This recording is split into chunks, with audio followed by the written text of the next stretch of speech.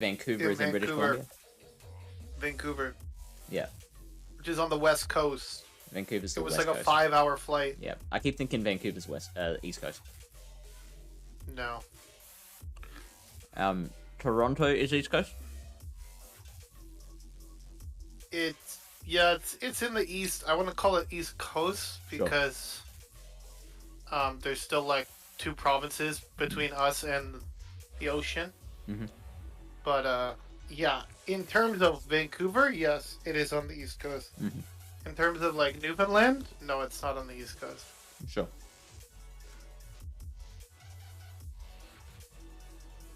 Okay, look at tongue.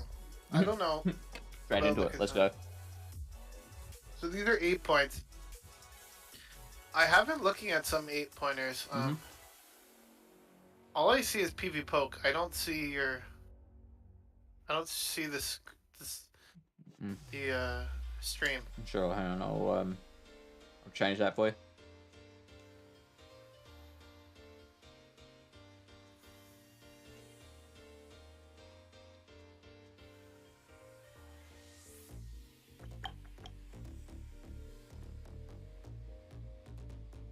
Change windows.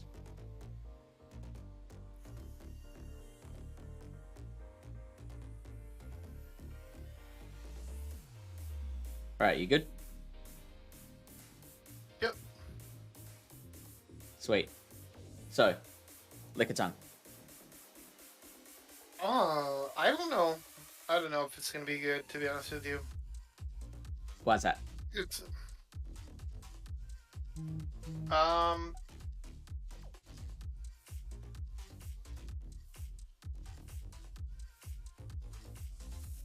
just based on the picks that I see people potentially bringing. What have you been seeing? Like that Oranguru or whatever Yeah. is basically on every team right now. But this looks like a pretty narrow loss. That's in the 1. So Oranguru is left with 23 HP.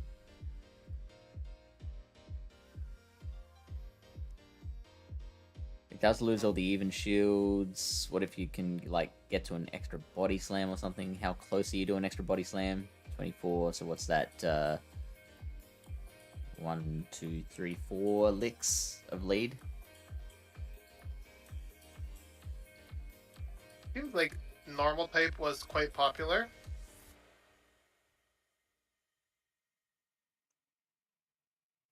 What other normal picks were you seeing apart from Oranguru? I was also using Beware in my practice. Yeah, I really want to start using Beware. That looks really nice. I think it's really good.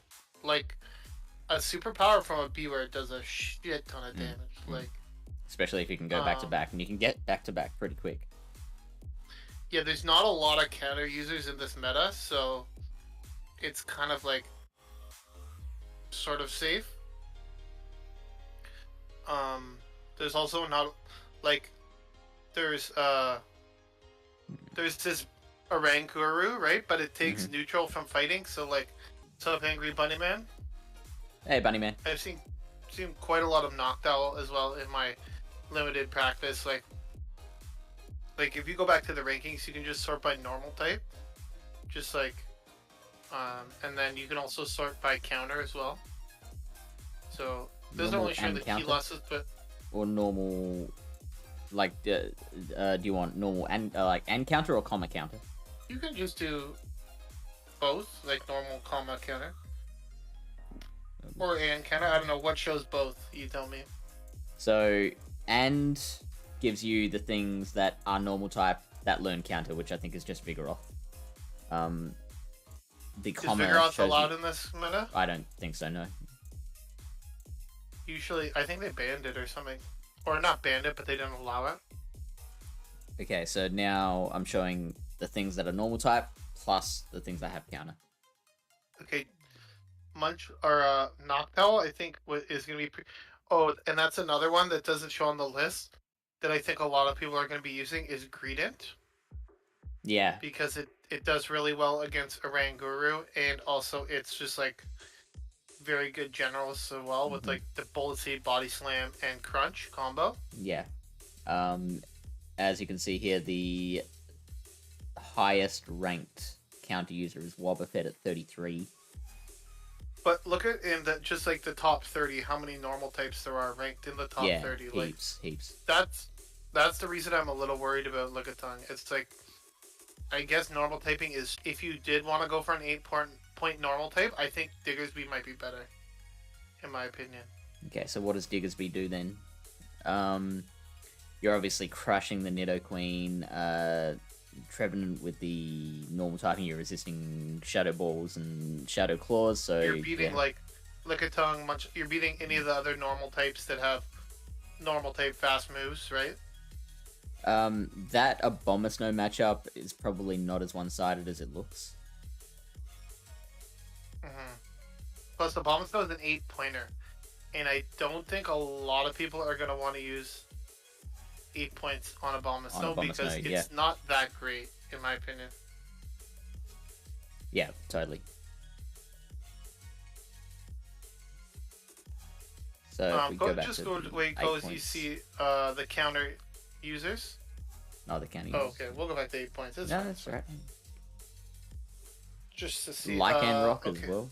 Surfetch down at 112. That's one I've been actually using a little bit, and I think it's pretty good. Why do you think it's good? It's got Psychic Fang and Stone Edge. Interesting combination of moves. Yeah, I think the Psychic Fangs is nice, like low energy move, and Stone Edge just like hits pretty hard, like nuke stuff. I also like Rock. I don't know why. I think the Rock typing is actually kind of nice in this meta. Just because there isn't, if you see the rankings, like there's not a ton of, like, I think at most you're gonna see, it's not gonna be like Firefly. At most you'll see like one counter user on someone's team, if that. I think. Yeah, totally. I don't think it's gonna be super common. Yeah, Hera is underrated, but I just think like, I don't know. I'm With not sure a lot if of the meta Noctowl around and probably a Rangaroo is a bit of an issue. Oranguru, Noctowl, Cress seems to be fairly popular. Oh, it does it? Okay, we can go back to the 8 points. I'll just quickly go over the things that I would take from the 8 points. Even with my hesitation against Lickitung, like, I still think it might be worth the 8-point pick just because it is so good. Like, from my experience at regionals, I think I almost brought it to every single battle that I played when I was at regionals. So it is really versatile. Even in losing matchups, it can put in a lot of work. And what are you worried about as a Cresselia user? What are people likely to bring that it would worry about? Like, the Oranguru is kind of annoying. Yeah, and Greedent? How does it do against Greedent? Yeah, Greedent.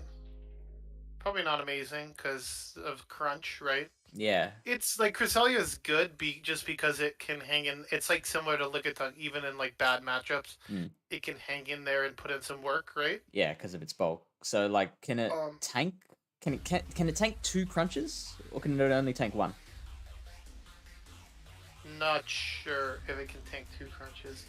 Crunch probably does somewhere close to 50%. So yeah, probably. You with the bullet seeds, like maybe back-to-back crunches. If you don't get the debuff, it might be able to survive, but if there's any fast moves in between that, I'm not sure. So Crunch does 30%. Okay, it does survive too then. Yeah. I guess Greedent is a.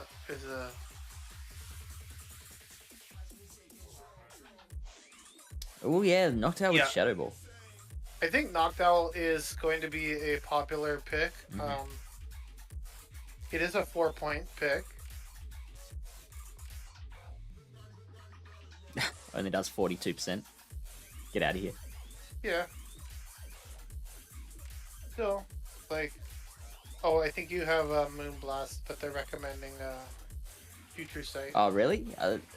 I'm interested in that. Why do they recommend Future Sight? I think it's just because there's no dark types in the meta, so the only thing that resists Psychic is other Psychic types. Yeah, okay. And you already have Grass Knot, right? So yeah, they're I think just like stab, that's like fair. a stab nuke is probably better than Moonblast, in my opinion. That's probably what the reasoning is. Yeah, no, that makes sense. Because like it probably does better against. It's still not great, but like this is a pretty close matchup considering one has a super effective move against the other one. And this is like the allure or like the reason why people like Cresselia and stuff like that is because even in a somewhat like you would think it's a bad matchup, it's not horrible. Hey, Three Floyds, how's it going, man? Three Floyds. It can leave it in like a setup range where you can like farm this down with something and come out with energy or something, right? And that was the same with the the Rangaroo versus Lickitung. Yeah. Left it in farmable range for the next Pokemon. So then, okay, so here's what I want to do then. Is charges and switches. What are the best Pokemon with an energy lead? I have no idea. I never look at chargers. Well, I mean, I think we should, because like we talk a lot about, this matchup, it gets the opponent low enough, even though you still lose, it gets low enough to be farmable for the next Pokemon. And like Toxicroak in Firefly Cup with energy was just an absolute monster. So I think looking at what is good with energy is a good way to go about it. And you can see Shadow Nidoqueen in particular, but Shadow Nidoqueen with a head start is always tough to stop because of the poison thing. Right. Poison Fang, like, unless it's against a steel Pokemon, it's just oppressive. It's one of those things where it's like, do you want to spend 8 points on a pick that I don't know, when there's like a 2-point pick that every team's gonna have that you're gonna be kind of afraid of? A Rangaroo? Yeah. And like, I'm sure Nidoqueen can like put in some work against it, but it's not like a matchup you would want to like go into like the 1v1, you know? A Rangaroo is actually a lot bulkier than I thought. It's got decent bulk. It's not like insane, but okay. Well, now we're getting Now we're getting what? You basically just confusion it down, right? Yeah. So what a confusion does, 16%. And so even with three poison jabs of lead, you're still only getting 2 poison jabs off. You probably win, like, maybe you win the 0 shields, you just land an Earth Power or something. You can farm it down or something like that. No, you don't even win the 0 shields, so. Yeah. Okay. What about again? Noctowl? Because we think Noctowl's going to be popular. Nidoqueen will generally win this with a shield. Noctowl will win like the lower shield scenarios, and Nidoqueen will win. Okay, apparently that's really weird, but whatever. This is one of those weird sims. So it's like, it looks like it's kind of like flippable either way. And that was Shadow. Trevenant. Yeah. So I think ghost types have a a bit of fun in this meta, particularly since, as we established, the Lick users aren't going to be huge and there's no dark types around. Yeah, I've actually been looking at Cofagrigus currently for my 8-point pick, which I might change up in the future. I'm not sure, but what I did like about it is it does have Dark Pulse, which can hit back against like the others, some of the psychic types that are dominating, like the that thing, the Rangaroo and stuff like that. Another popular pick seems to be Muck. Kanto Muck. Kanto Muck, which is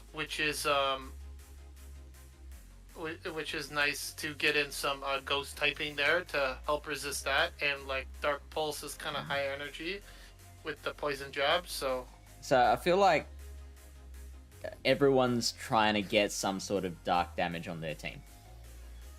Yeah, exactly. That's why Greedent like getting more popular. Yeah.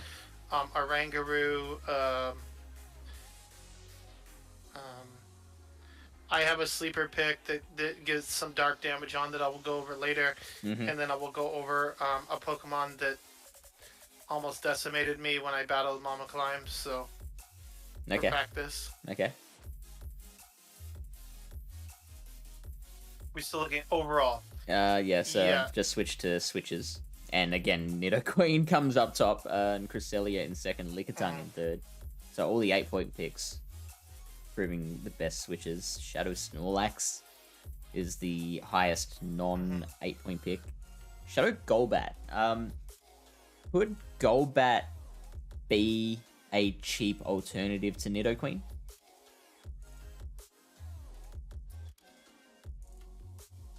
Yeah, I guess so. It's slightly different because of the wing Flying attack. Tapping. And the wing attack, yeah. It's less fast move pressure than Nidoqueen with the poison jab, where it's like kind of just like a little oppressive. Whereas wing attack's a little underwhelming at times, even coming from a shadow. But it's similar. But again, I'm not sure about safe swaps because depending on the team, I feel like all you're gonna do is just draw it in a Rangaroo. Yeah, that's fair. So then I guess the plan could be to I mean that could be a plan to draw out the Rangaroo. Snorlax seems interesting though because it is only 4 points, and like you do have superpower, body slam. That Shadow Ball might come in handy, but Monkey will Totally. So like how many viable Pokemon do you think would be weak to Shadow Ball? You've got Cresselia, you've got, I think Alolan Marowak is going to be good. Trevenant. Coffin. Just in general, like Shadow Ball's like good for neutral coverage, but honestly, like I said, this might be just early practice, but basically because of the points that these Pokemon are worth,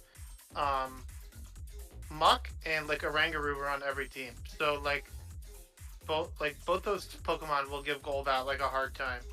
So I think you're just kind of at that point, like if they are going to be that common, you're almost fighting an uphill battle at that point, right?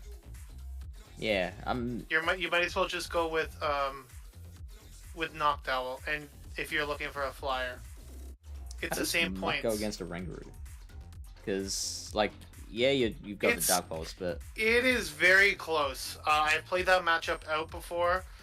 Not a regular Muck, yeah. I've played it out before. If they bait, they can land a Dark Pulse. I think it's probably better for their Rangaroo if it's a Shadow. Yeah, see, like it's incredibly close. Very close, yeah. I think it's also 13%. Yeah, Golbat does well against a lot of the 8-pointers. That is true. Let's see. But I always like the Golbat Diggersby matchup. That's a fun matchup. If Cresselia is running Future Sight, then that presents a problem to Kind of Golbat. bait dependent, I think, right? You're probably right. Like Shadow Ball, Poison Fang. But I think we saw before a Shadow Ball only does like 40-something% to a Cresselia. That was from a Noctowl. Oh, yeah, right. From a Shadow Golbat, I imagine it'd they'll be similar. probably do more than that. Regular Golbat will probably be similar-ish, but... So, Shadow Ball Moonblast. from regular is doing 48%. So you're probably KOing with the second one when you take wing attacks into account. Mm-hmm. Shadow Golbat, you're doing over But- half. If you land a bait, if you land a Poison Fang bait, then I bet you the Shadow Ball KOs basically by that point with all the wing attacks, right? Okay, so if we turn baiting on with the Shadow Golbat, Yeah, also do you have Future Sight? yeah. Yeah, so it looks like the crest doesn't get to the Future Sight to KO. Right. And yeah, you're right, the Shadow Ball does 71% damage. That's a huge difference. After the Poison Fang, yeah. Yeah, like 57.5 to 72, basically. I don't know. I don't feel comfortable using it. Maybe other people will. Mm. I think there's better flying types. But you know. Well, Golbat we're is here to good. present all the options as possibilities. We're here to say, like, this is what Yeah. Golbat can do if you decide that's what you want for your team. Then go for it. Go for your life.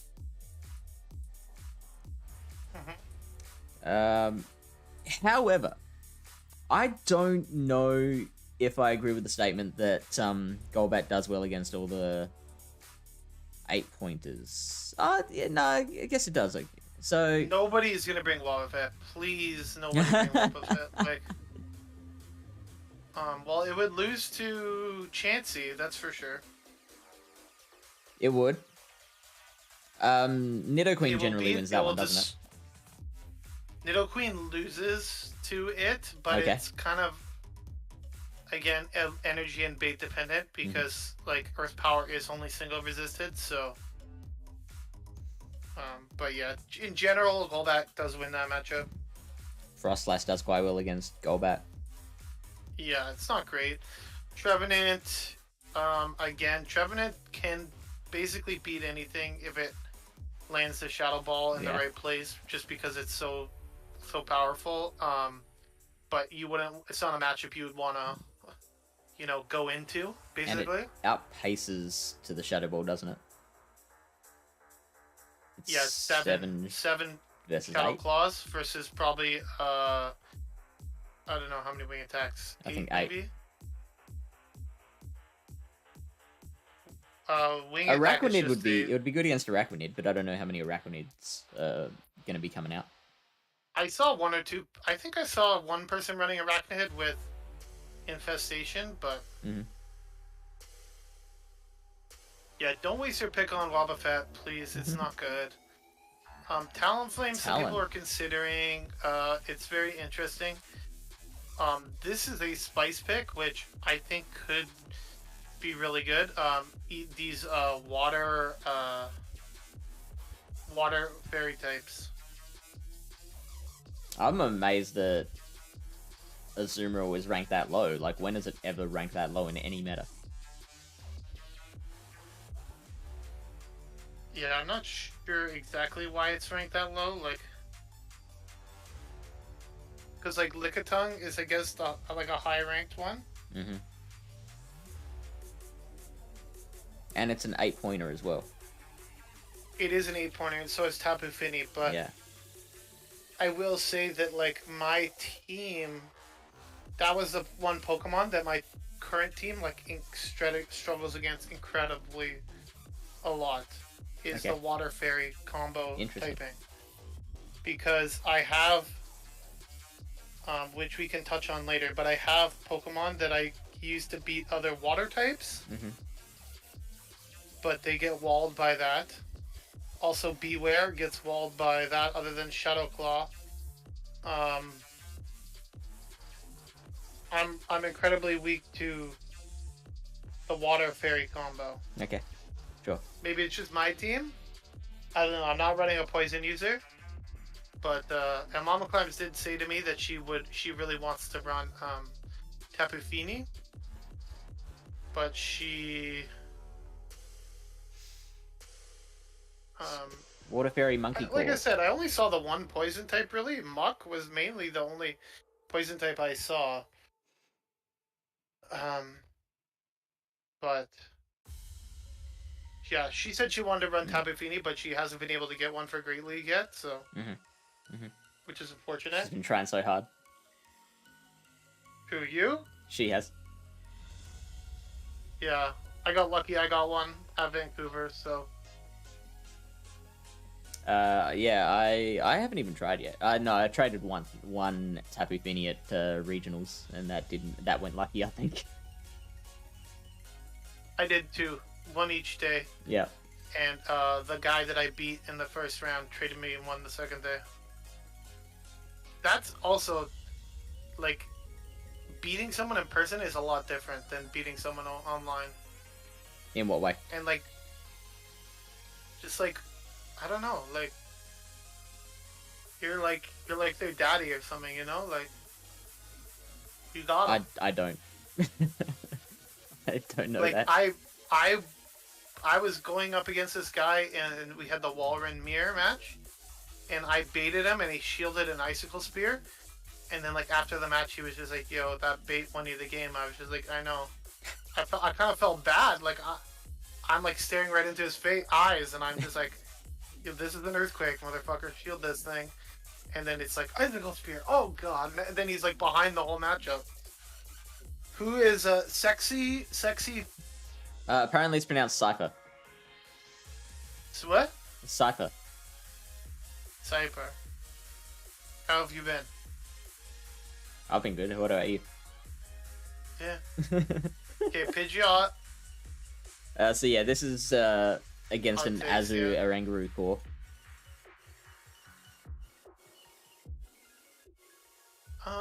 I saw some people running. I saw Panic running Pacharisu in a practice tournament. Not sure how good it's gonna be, but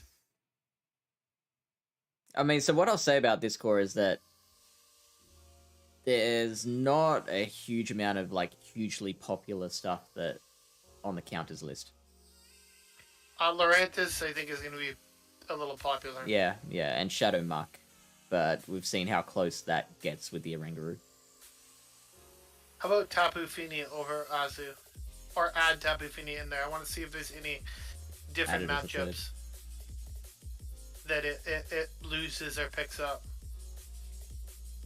Because Wild Susan Boyle was saying something, I was watching his streams the other day, and he was saying, like, he really wanted to bring Tapu Fini to regionals over, like, he said he didn't have the optimal team that he wanted because he couldn't get some Pokemon that he was looking for. Sure. In the right time, so. It looks like it does slightly better against Lurantis.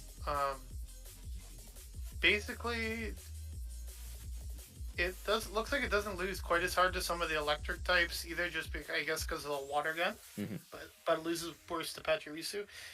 It is not as bulky, and that is to be noted.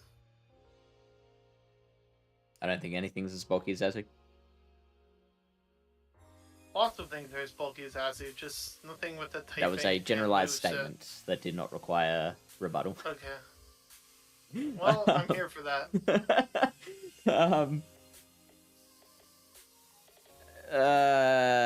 Yeah, I don't think we're gonna see much Leafeon around. Hey, maybe. Yeah. Galvantula. How popular do you think Galvantula will be? I think from what from my early testing to more recently, I feel like people are starting to add more electric types to their teams. Galv, I've seen Raichu, like a lowland Raichu specifically. But honestly, if those things start becoming more popular, I think it just will make Lickitung better. Okay, sure. Because Galv kind of counters Oranguru, right? Mm-hmm. Because it's weak to what? Dark and Bug. Those are its two weaknesses. So. Yep. But basically, trouble with from. Yeah, go on. Pardon? No, you go. I was just saying, from the 8-point tier, I would mainly just stick with like Crest, Diggersby, maybe Lickitung, and then maybe some of the ghost types, like Trev. I don't know about Frostlass, but like I guess it's always kind of good. So if you did pick it, I couldn't probably argue too much against you. I just think there's probably better ones. Especially, I do think the Kanto Ninetales is going to be popular from the 4-point. Also, especially after what Cindy and Kevin Solidaris did in regionals with the Kanto Ninetales. I think its popularity will even shoot up for this cup as well. So make sure you have your water types ready to go. So that was another thing. There was not many Swampert in Vancouver at all. Yeah, which is really interesting. Why do you think that was? I faced one Swampert, I think. And they had one shield, and I had a lot of energy on my Lickitung. So that's kind of how it ended for them. I don't know. I have no idea. I think, like, Wild Susan Boyle brought Swampert, but like he was saying, he wanted to bring Tapu Fini over Swampert. Because he said it's better matchup against Walrein, better matchup against Sableye, better matchup against Mandibuzz, things like that. So it'd probably be a little better against Trevenant too. Yeah, the Water Spider as well. I did see a few of them. I think I had a couple games. I don't know. My team didn't have any problem with the spider. The first game that I played, I lost was a spider in the back, and Nidoqueen couldn't work its way through it with no shields. But after that, I think I did okay, made okay adjustments. I found myself using Registeel a lot. Anyways, we're getting into regional. But, yeah. Okay, Bomber Snow. Tell us why you wouldn't run a Bomber Snow. I don't know. I just think after the Weather Ball nerf, I don't like a Bomber Snow. Like, if you want ice types, is Alolan Ninetales 4 points? Yeah, I think it's an 8-pointer. Yeah, 8 points. Oh, it is 8 points? Okay, what about other ice types? How about look up ice and grass? Let's just see what other options there is. Again, if the K9 becomes somewhat popular, especially it being a 4-point pick, I don't think you really want something that double weak to fire on your team. I like Frostlass, to be honest. I would probably pick a Lass over and a Bomber Snow. Yeah, Frostlass. Honestly, Lapras looks not bad in this meta. Dugong, it's okay, but if people are running Lapras, then it's kind of overshined. I like that pick at number 36, Pillow-Swine. I've run that in I think it's much better. Like, it's 1 point, okay? And you have Stone Edge. Worst case, you get lined up against, like, a fire type near the end of the game or something. You have options. Yeah. Yo, what's up, Zion? Hey, Zion. Tentacruel? Tentacruel is not an ice type. Or a grass type. I mean, it's eligible, though. Oh, is it? Yeah. Number 95, 1 point. Number 95? Yeah. I just... Like, if this thing had anything else other than Hydro Pump, I would definitely recommend it a lot more. I think it does great with a shield advantage, I think. Normally. It's just the... It's the Basically, all of its wins, it needs to land a Hydro Pump somehow.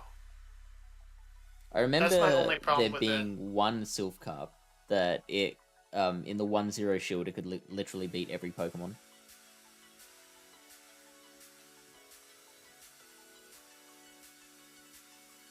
Straight acid spray for yeah, I see that. Like the power of poison jab and acid spray, double debuff. But there is the Mucks, right? Which have Thunder Punch and also resist. Yeah, give it Surf, give it Weather Ball, give it would be Water actually Pulse. broken. But look at that! In Give the it one Water shield, Pulse. in the 1-0, it only loses to 6 Pokemon, and like Okay. Diggersby and Jealous and Quagsire are pretty close. It loses the Hypno. 1-0 to Diggersby Yeah, with Hydro Pump. The fuck? apparently, I guess it can. The Diggersby can take a Hydro, but the Tentacruel can't take an Earthquake.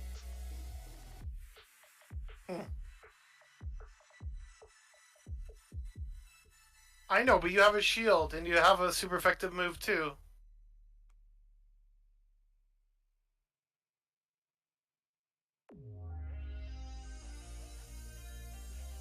Yeah, I it does. think it's good. It's got play.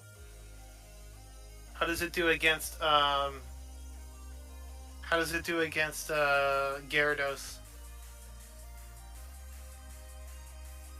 Against a Gyarados. Is Gyarados allowed? Not a problem. I have another water type that I'm really liking. So let's compare this with that Samurott? with Gyarados.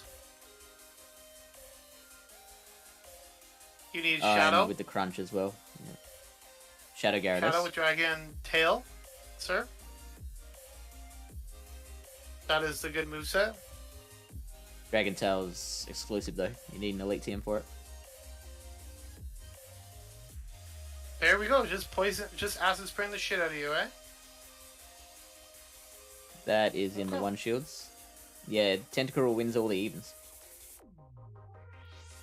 Okay. Stupid acid spray. Good to know. Good to know. So that's a potential 1-pointer, but how many water types can you have on your team?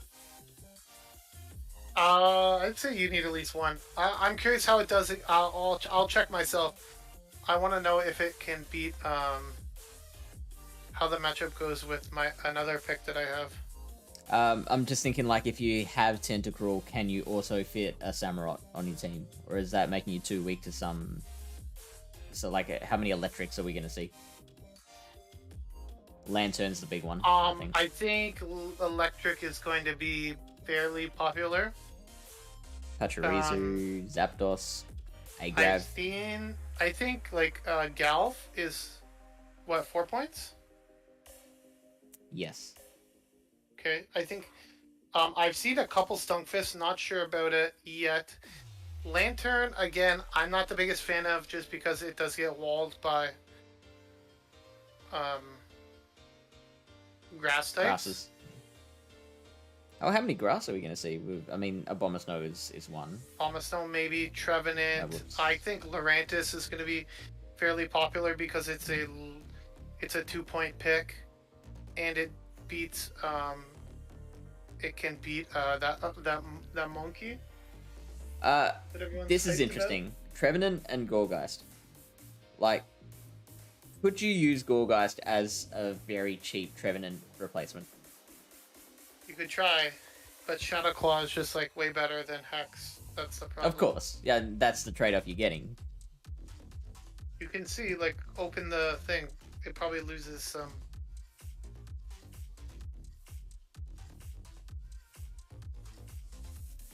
So Trevenant beats Frostlass. So you're losing that one.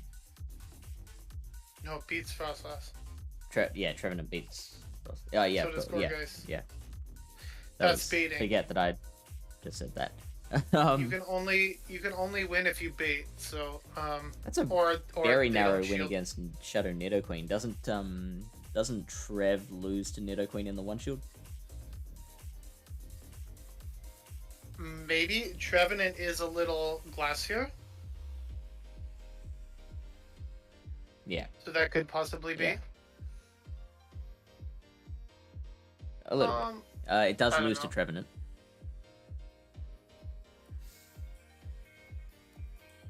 Yeah, Tenta does beat Samurott because it's like resisting the Okay, I found Hydros and the Megahorns. I found a Pokemon on my team that can beat Tentacruel, so it's okay. I'm good now. Actually, I have a couple things that can beat Tentacruel, so yeah. I'm okay now. I feel better about Zion having his Tentacruel. It's straight ass. I think that's what he's trying to say. All right, Araquanid. Why don't you like Araquanid? I don't know. Just like again. I don't want. Especially if I'm sending 8 points. Mm-hmm. I don't want something where I'm like too worried about alignment on something. Yeah, fair enough. It's suggesting Bug Bite still. Sure. Do you agree with that? Yeah, that's fine. It's good. It's just, again, for the amount of flying types and that fires. have been popular. Pardon? And fires. Yeah, fires. Like your 9,000 AWAC. It's resisting the Bug Bites. And I don't know. I'm not quite sure. At least there's not really any steel in this meta, right? Yeah, that's a big one. So there's that. It has that going for it. But again, for 8 points, like I think there's better picks. Like 2 down under it is Cofagrigus, which I think has more play. Even in bad matchups, you can at least do something. All right, so let's go through what Cofagrigus can and can't do. Let's take some picks and compare Copper to it. Yeah, let's see how let's go against Cofagrigus does against Tentacruel. It should do fine against Tentacruel. Yeah, especially since it's resisting the Poison Jab / Acid Spray, but yes. So we got him. Tentacruel's winning the zeros. Yeah, pump. Just getting pumped. Just pump it. Pump it. Although I did see Matthew running, he was running Dark Pulse Psychic as his moveset on Cofagrigus, which I thought was very interesting. Probably just hasn't TM'd it. Surely you got to have Dark Pulse. No, Dark Pulse Psychic. Oh, Dark Pulse. Oh, not Shadow Ball. Wow. Yeah. That is very interesting. I still say probably forgot to TM it. It's probably newly built. No, he said it was on purpose, and he I was battling him, and he Dark Pulsed one of my. So then I had a matchup with Beware and Coffin, and I no shielded, and then it was a Psychic, and it like basically one shot me. Yeah, okay. A few Poison Jabs lead can get you to the Hydro Pump. Yeah, whatever. Pump.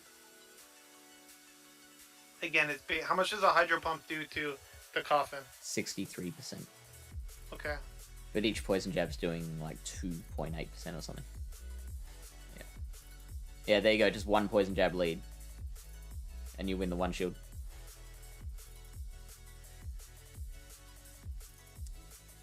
That CMP tie is potentially winnable as well, depending on your IVs. Zion wants you to remove Hydro Pump and just only Acid Spray as soon as you get it. Oh, I don't think that's the play. It's resisted. I mean, you're not firing Acid Spray for the damage it's doing. But yeah, you only win the 2 zeros there with just straight Acid Spray. Yeah, if you land again, Tentacruel is like kind of like a bait Pokemon sometimes, especially in like sure in good matchups you can just straight Acid Spray, but in like not so good matchups you have to kind of work your way to land a pump, right? So if we turn off baiting, and put Hydro Pump back on.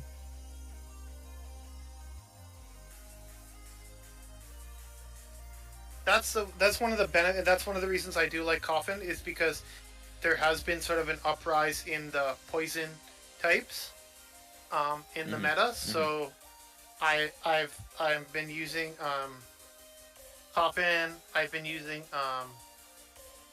Pillow Swine. I'm liking, which obviously is this is probably like a funky matchup again. The pump would probably kill you. Also, the Lycanroc does pretty well against this Pokemon, which is kind of an interesting matchup. I'm liking Alolan Marowak for a lot of those reasons. It has that poison resistance being Ghost. It like obviously, so it has all the benefits of the Ghost typing and the Fire typing. So like it can take care of the grasses really, really well. It can. Did you say Shadow Alolan Marowak? I would need to build it, but yeah, you'd probably do Shadow Alolan Marowak. Do you have one TM'd? Golbat versus Gut. No, I don't. I would have to. No, you can't Elite TM it. Frustrate someone? Yeah. I could run. Imagine you were losing a match and you just threw like a frustration. I once threw a frustration from a Golbat in Little Cup, and it still only did. This is Little Cup. It still did like 2% damage. It's actually the worst move in the game. Yeah, if you look literally. At how much damage it does. Yeah. And how much energy it is. Golbat doing alright against. So the Shadow Ball doing 55% damage to the Golbat, but the Golbat's Shadow Ball doing 70%. Now, don't use this against me, but against these bait Pokemon, I have a large tendency not to shield. Yeah, okay. Yeah, that makes sense. I don't know. Yeah, no, I just usually don't shield because I'm just like, just do it. Yeah. Shadow Ball me. And like 80% of the time. And then if every once in a while you get Shadow Ball, then you're just like, okay. Well, yeah, that's... You got me there. But a lot of times they don't Shadow Ball. That's game theory. Like, if more often than not they are throwing the bait move and you don't shield, then, like, you're winning more than you're losing. You're coming out ahead by just never shielding. Right, so, like, it says that Golbat wins this matchup, but all you really have to do is not shield the bait. Now, if you just go on straight Shadow Ball, you still win the zeros, that makes sense, but you're losing the ones and the twos. Again, which is why I'm kind of liking Coffin, because it is flexible. It's pretty bulky, and it has a good moveset. Now put Psychic on instead of Shadow Ball. Put Psychic instead of Shadow Ball. Let's go! This is... Should I turn baiting back on? Or selective? If you want. Sure.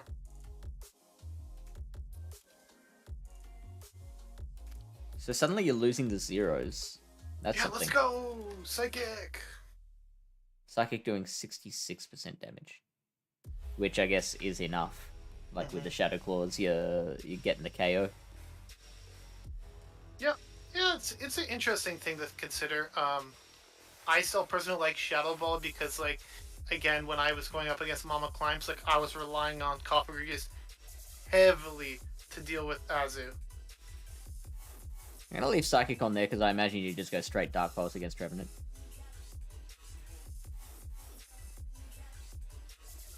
So Trevenant's just going straight Seed Bomb in that one. Winning the zeros. So... It loses the twos. It just gets Shadow Clawed down from full health? I guess so.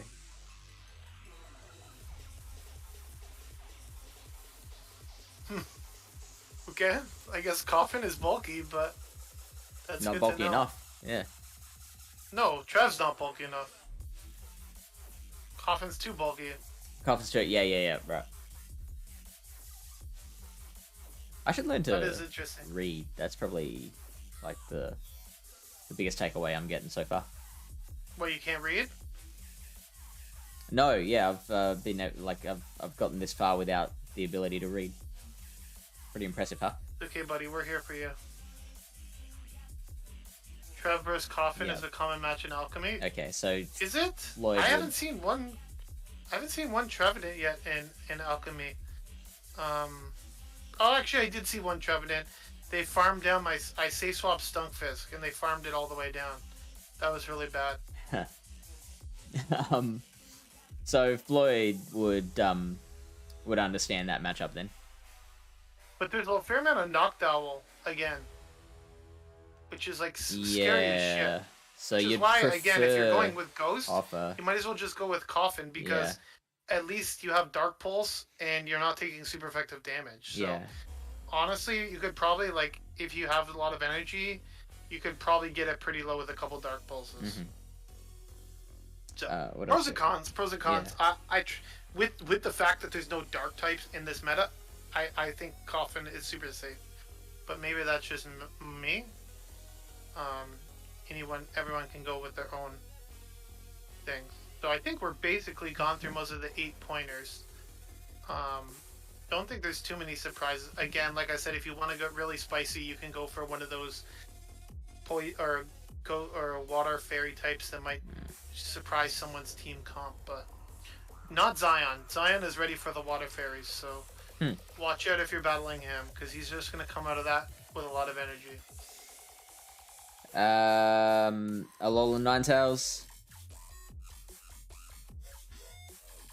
You'd be doing just fine with against Trevenant.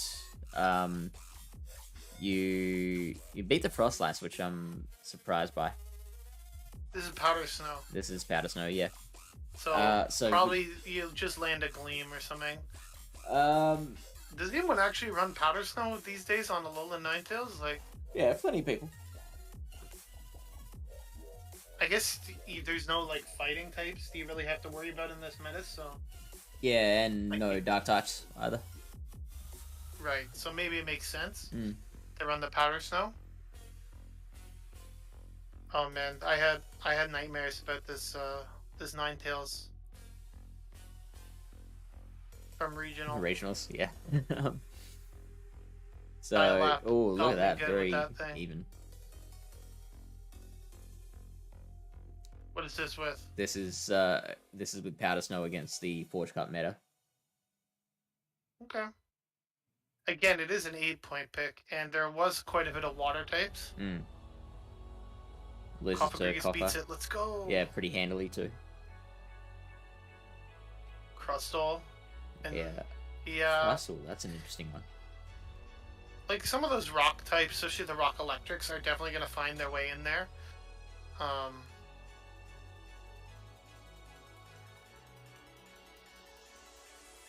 Close loss to Jellicent. What about Hypno versus Cresselia? Like, is there a reason you'd bring one over the other? I just think it's confusion. Right. Psycho Cut, it's just a little better, probably. And Hypno doesn't have... Because Hypno doesn't have, like, a dark type move like Oranguru does. Yeah. So, plus there is a decent amount of ghosts. I don't know. The grass knot is also really nice, I think, because like you did see how much water there is, just in general. Yeah, that's fair enough. Interesting. The A-Tails loses to Surf Edge, just barely. Yeah, that's why most people run Charm on it. In Great League, so it actually beats the fighting types. Like if you don't have Charm, you can easily lose to like Obstagoon, Scrafty, like all these matchups, right? Yeah, but a lot of those Pokemon aren't in this meta. No, not in this meta, but I'm just saying in general. Yeah, totally. That's why most people run it with Charm. You just want to skip over Pet? Yep. Jellicent. I don't know, maybe I would take Jellicent over... maybe I would take Jellicent over Trevenant, but I still don't think it's that great. How about versus Copper? I'm gonna say it loses because of Hex for Shadow Claw. That's what I think as well. They probably get a bait in, they might be able to win. It wins the ones and twos. Oh, with the bubble beam bait, shit. yeah. They're bubble beaming twice there. He's so angry by that. Bubble. It has bubble, yeah. So, is there a reason to go bubble over Hex? Just for the normal types, I'd say. Like, but I don't think it would actually help you that much.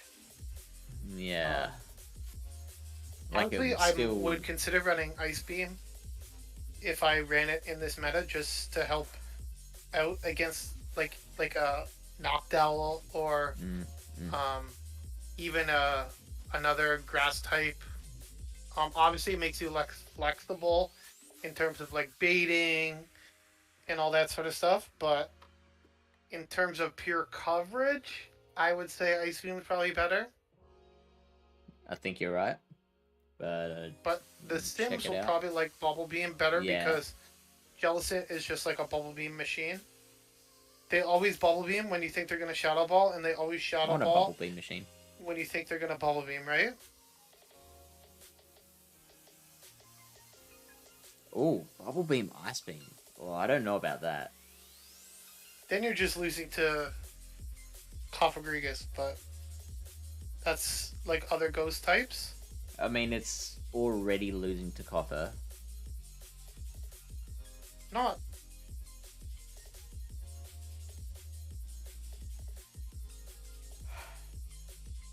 So this is with selected baiting. Oh, this is, hang on, zero shield. We don't want the zero shield. We want the 1/1s.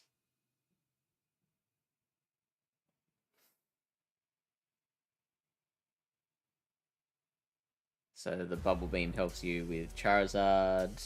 You need the Bubble Beam bait for Cofagrigus very much. It just beats Cresselia. The Ice Beam beats Diggersby, which is cool.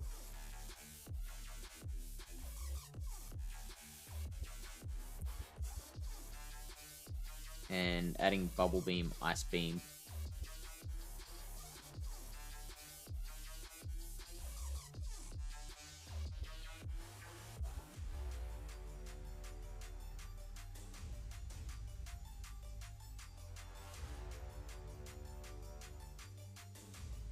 You do a little better against Blastoise, apparently. What?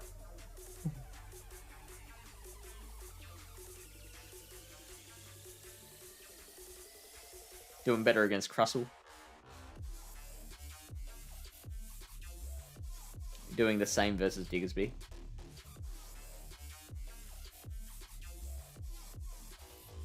Golbat.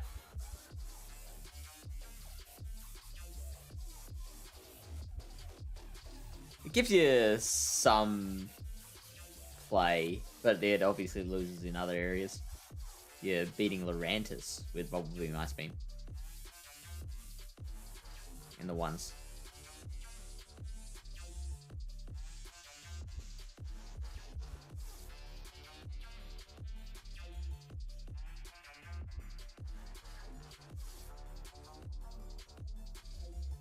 Oh, is that what? I just thought he hadn't been talking.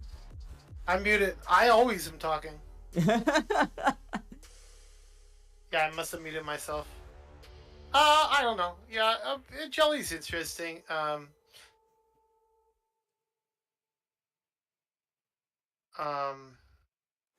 Yeah, I don't know. Again, like I said, I think there's other ghost types that might be better. Lily Bear's gonna have to watch the VOD, okay? Not sure why, but She's at work. enjoy watching the VOD.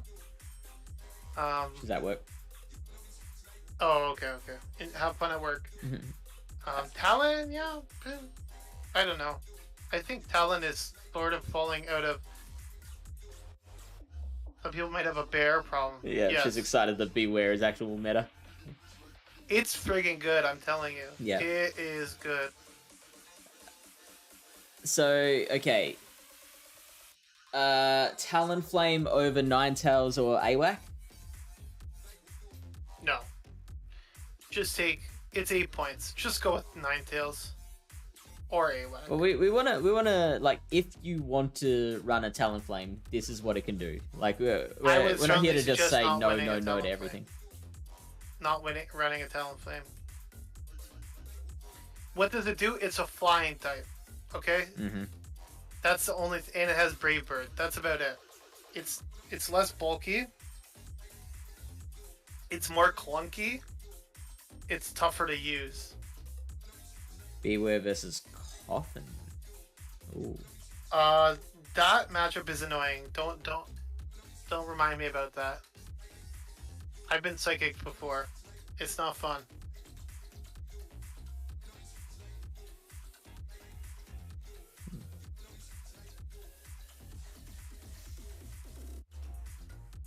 Okay, so if you've got Psychic...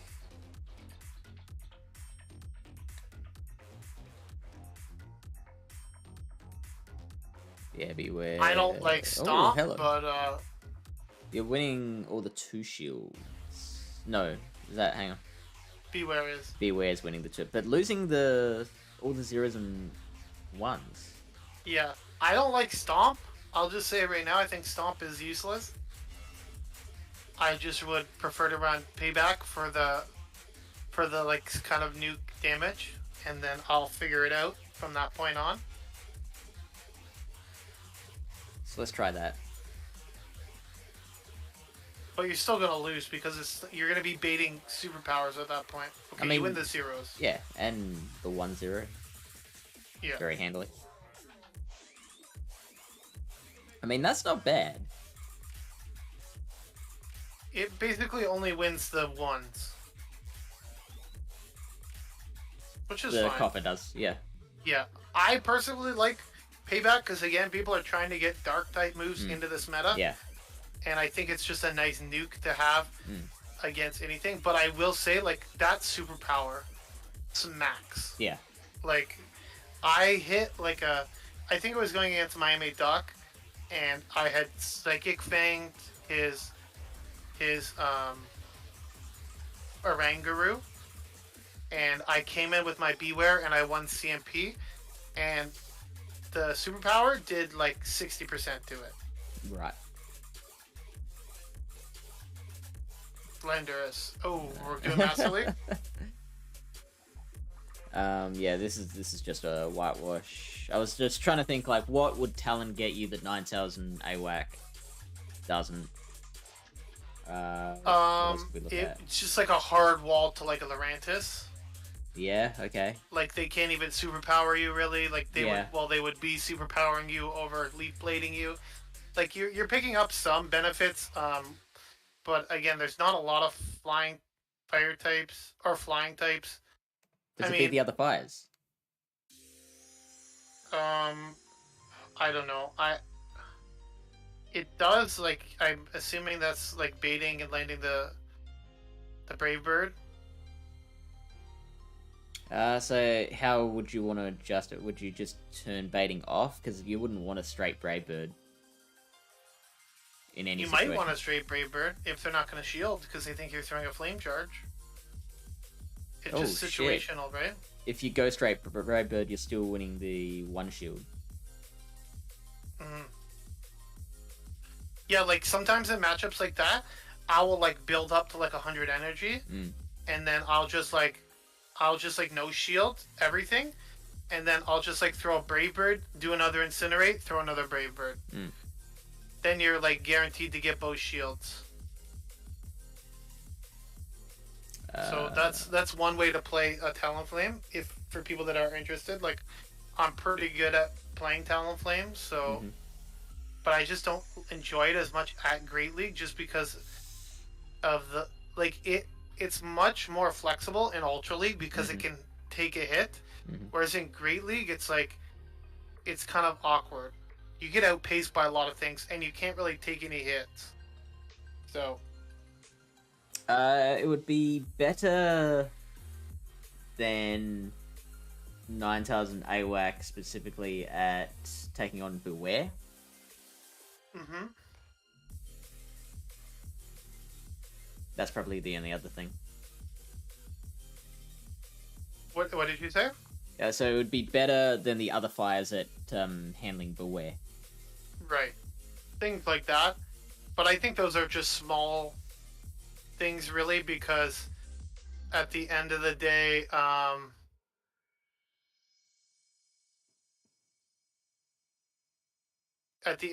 you're gonna basically be, you can just overheat them. Sure. Also, do you want to run? Fire Splint, or do you want Ember? Oh, that's a spicy thing everyone's talking For about these days, Ninetales, right? yeah.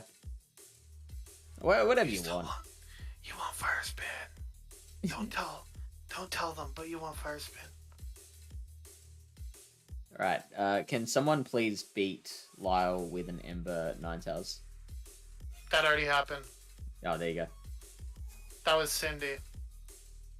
Yeah, I mean in this cup. Oh, this cup, sure, okay, yeah. I lost to Cindy and Dialap in Vancouver, so Yeah. I feel real good about that. Cindy was my second round opponent. Yeah. Yeah, it was awesome. Yeah. She's good. She's really nice.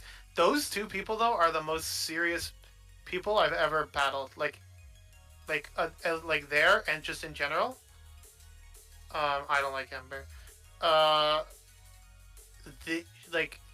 After the battles, like I was like, GG's, like haha, like oh you got me, like you know, and she was just like, okay. She's just like just so serious. Like I don't know what she was thinking about, Yeah. but okay, now we're into the 4 points. Let's go. Yeah. Seems key, but not a great idea on regular Kana. Okay. Yeah, it's interesting.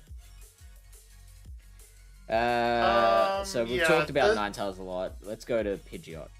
I will just say one thing quickly. Yeah. The Sydney matchup was actually devastating because those were extremely close games, and I won the first one, and then I lost the next two.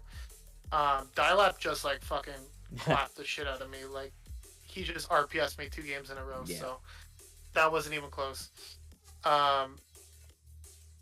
Yeah, so of the 4 points pick, again, see, you have other flying types, right? Mm. There's no steel types, so Pidgeot could look pretty good.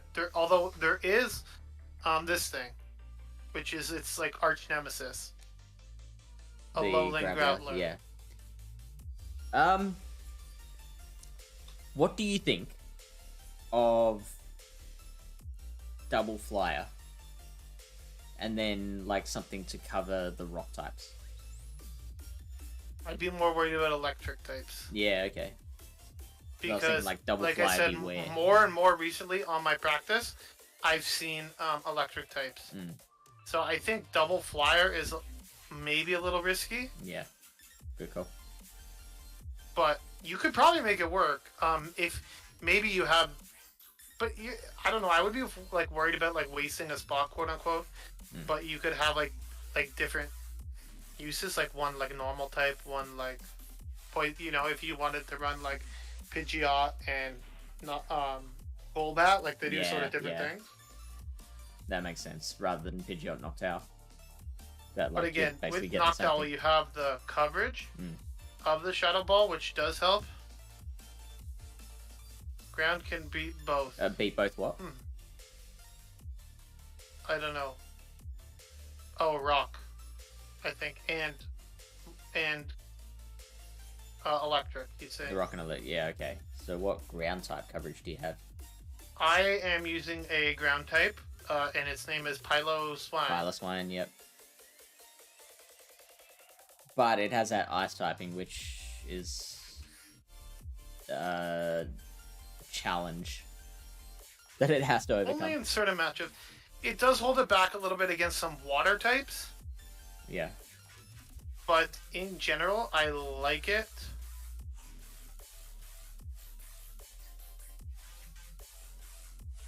By score, Ooh. yeah. Again, I think there will be. So Alolan Marowak has Bone Club, but you are a fire type, so you're not necessarily going to beat rock types. And Bone Club is, you know, bad move, so. Does a lot from a shadow, though. Does it, though? But this is ground type moves. Yeah. Can we look up ground type Pokemon? Okay. There's your Piloswine, there's your Gligar. I'm interested Stunkfist, that I have Gligar's... seen 1 or 2 Stunkfist. 4 points. It's a little low in the rankings, but I think it could still be good, especially if Trev is not super popular. Yeah. But it does get walled by like other grass types too, so. And of course, you can fit out your team to cover Trevenant and Lurantis as well. So, like if you pair a Stunfisk with Ninetales, for example. Quagsire is interesting as well. With it, the thing about Quagsire though is it's just a little clunky.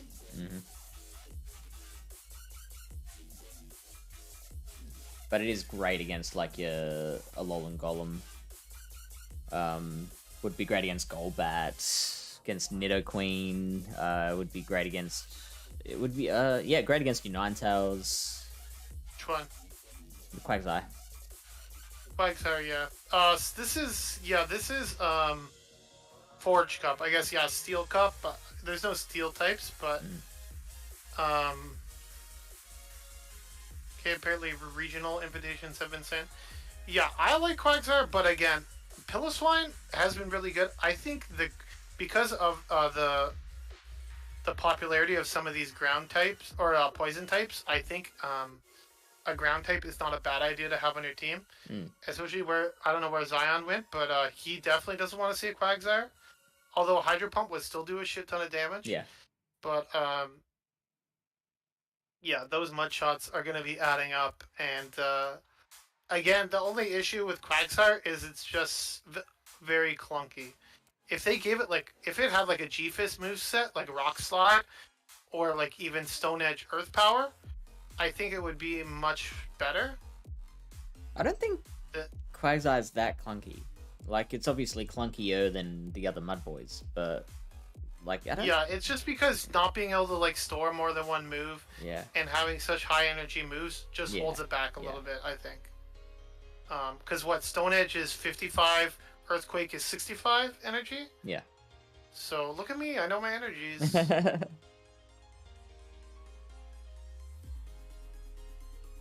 So we agree Noctowl ahead of Pidgeot? Most likely. Pidgeot does work pretty well, but Noctowl is bulky. Ninetales Pidgeot's pretty bulky good. too. What? You think Pidgeot is bulky? Yeah, fairly bulky. Definitely not Noctowl levels of bulk. 1906, that's in the bulky range. It's not glassy, how about that? I wouldn't call it bulky. I call anything above like 1850 bulky. What's Noctowl? Higher. I think it's in the 2000s. Yeah, 2114. That's a thick bird. That's a thick bird. Yeah, I've just skipped over Ninetales because we've talked about that in relation to a whole bunch of other picks.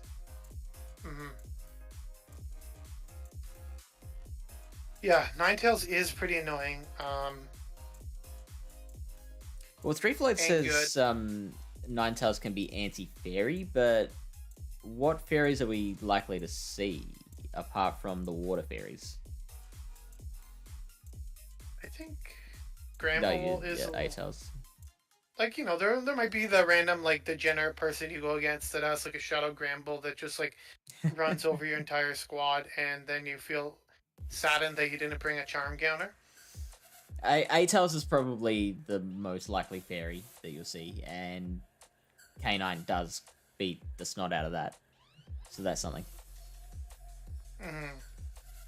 Wigglytuff, I did see a couple people with Wiggly because of the normal typing and like how strong normal is in this cup.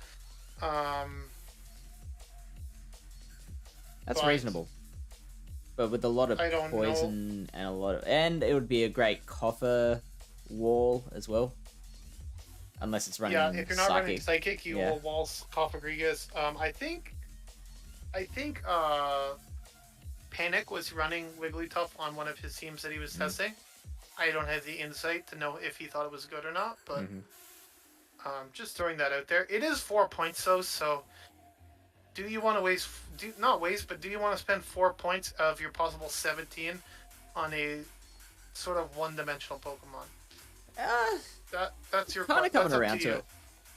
Like, what are you really worried? Because no steals, so Poison. you're really worried about your poison. Yeah. So You're worried about battling Zion with his Tentacruel Muck combo.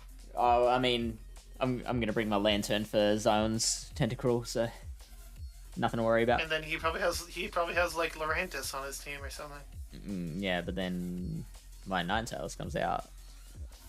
No, my Talonflame. Your Talonflame. So I can Brave Bird the Tentacruel. I'm kind of coming around on Wigglytuff. I'm not a fan of the Charm playstyle. I just think it's a little slow and inflexible, but definitely works for some people. I mean, I love how, like, in certain situations you can overcome bad matchups just by grinding your way through it.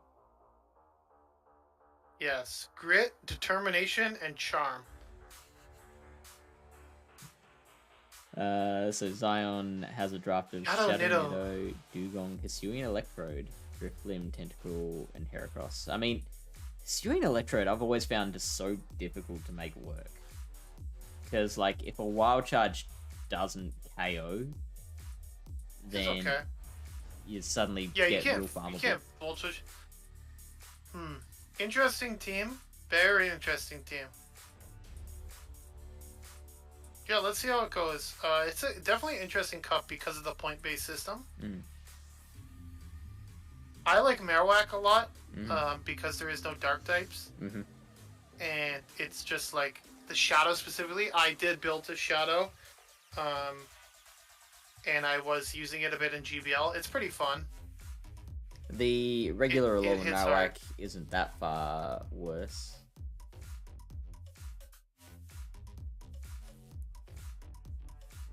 Pardon? The regular Alolan Marowak isn't that much further down than Shadow. Nah, we don't. That's like its long lost cousin now. Well, I mean, It's just like regular. I don't It's like think regular I'd be Machamp, alone. you know? Remember regular Machamp? He was only good in that one cup because they didn't allow shadows.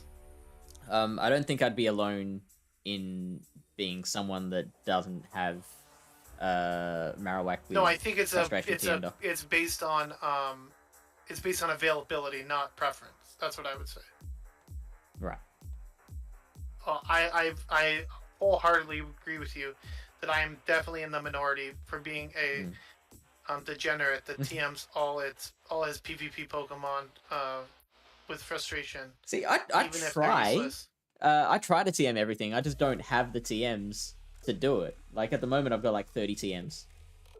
And so if we had another event, I'd probably just spend like 20 of them to TM as much as I could. And like, there's going to be something that I just miss out on that's going to be amazing down the track.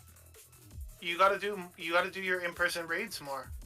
Are you doing your two? Did you do your 2 a day every day No. during the last season? You're missing out on TMs. Yeah, I know. I literally I don't even know how many TMs I have right now. I have 106 charged TMs. Jelly.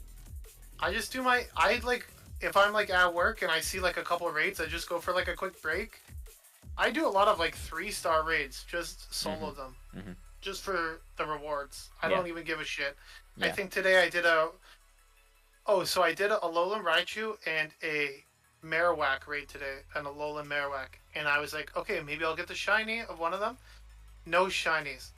Then I was sitting in the parking lot and I clicked on a Kanto Cubone and it was shiny. Wow.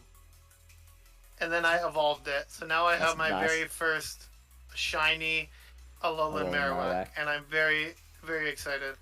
Oh yeah, 3 Floyds, don't say the word raids, because we've auto-banned that word, because so many people were coming in asking for raids. Bro, 3 Floyds, you are banned, bro. Mega raids. I also did. I didn't do any raids yesterday because I was traveling. Did it again. I was traveling yesterday, but I did do 3 raids today, and I did a Mega Altaria as well. So, also, Fish, I had a question for you. Did you do any of the research at your regionals? There was research. Did they have? Oh my god! Did you do any of the special research from like the stops at the regionals? No. All the special research at our regional was sock. No, that's gross.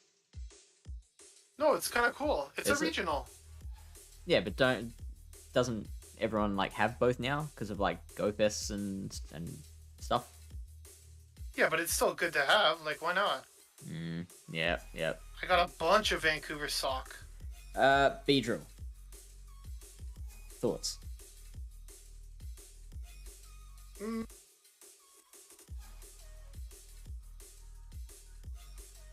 Probably better poison types at lower rankings, at lower points. Not sure what you're getting for Beedrill as opposed to A Bomber is good. like Muck. A Bomber Snow What Beedrill does what good against Abomasnow? better than Nidoqueen and Golbat. Yes, but not. But what about regular Muck? Kanto Muck is 1 point, right?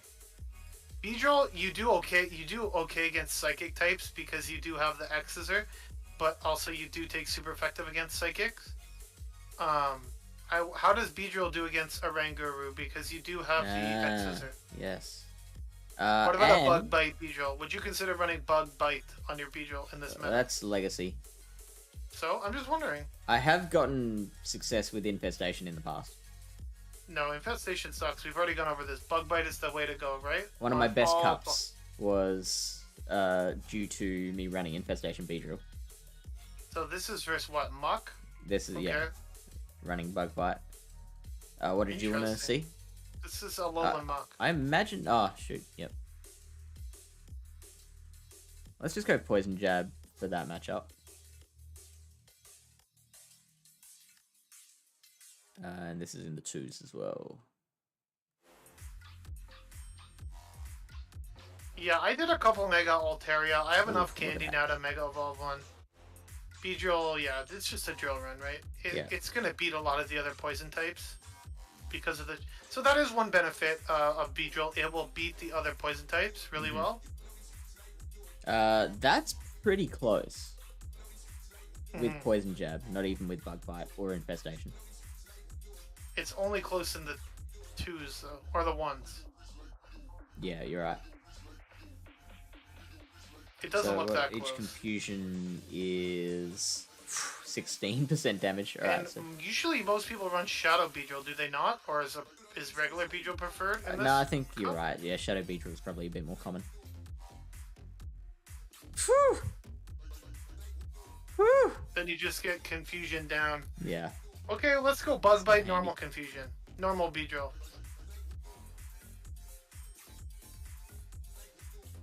Hello.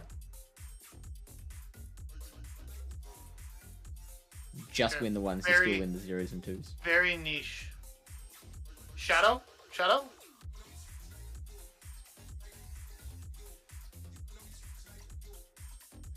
Pop-on. Oh, you're winning all the 0s. Okay. That's something. Now I'm gonna try Infestation. We'll go normal, then Shadow.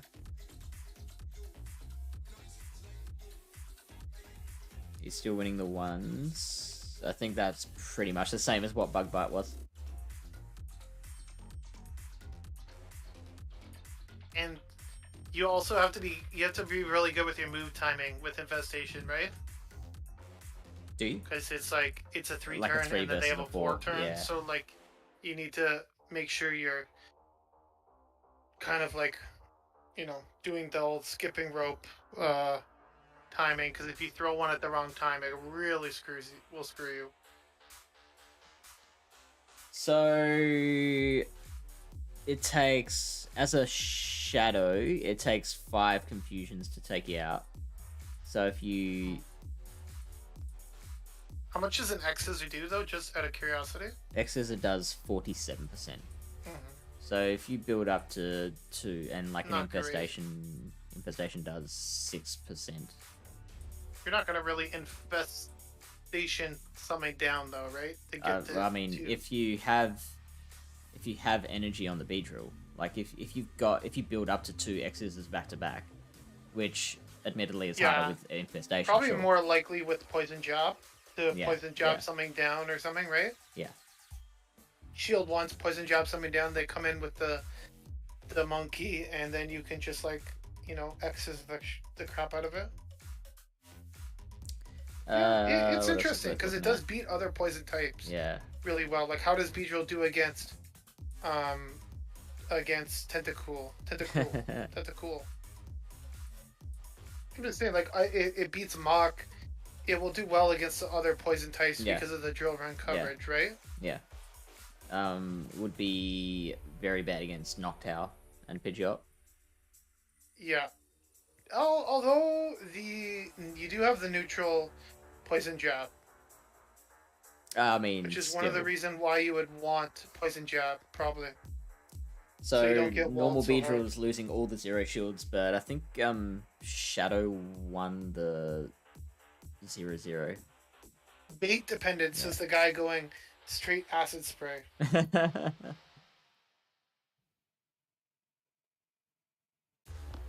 You're just throwing an acid spray.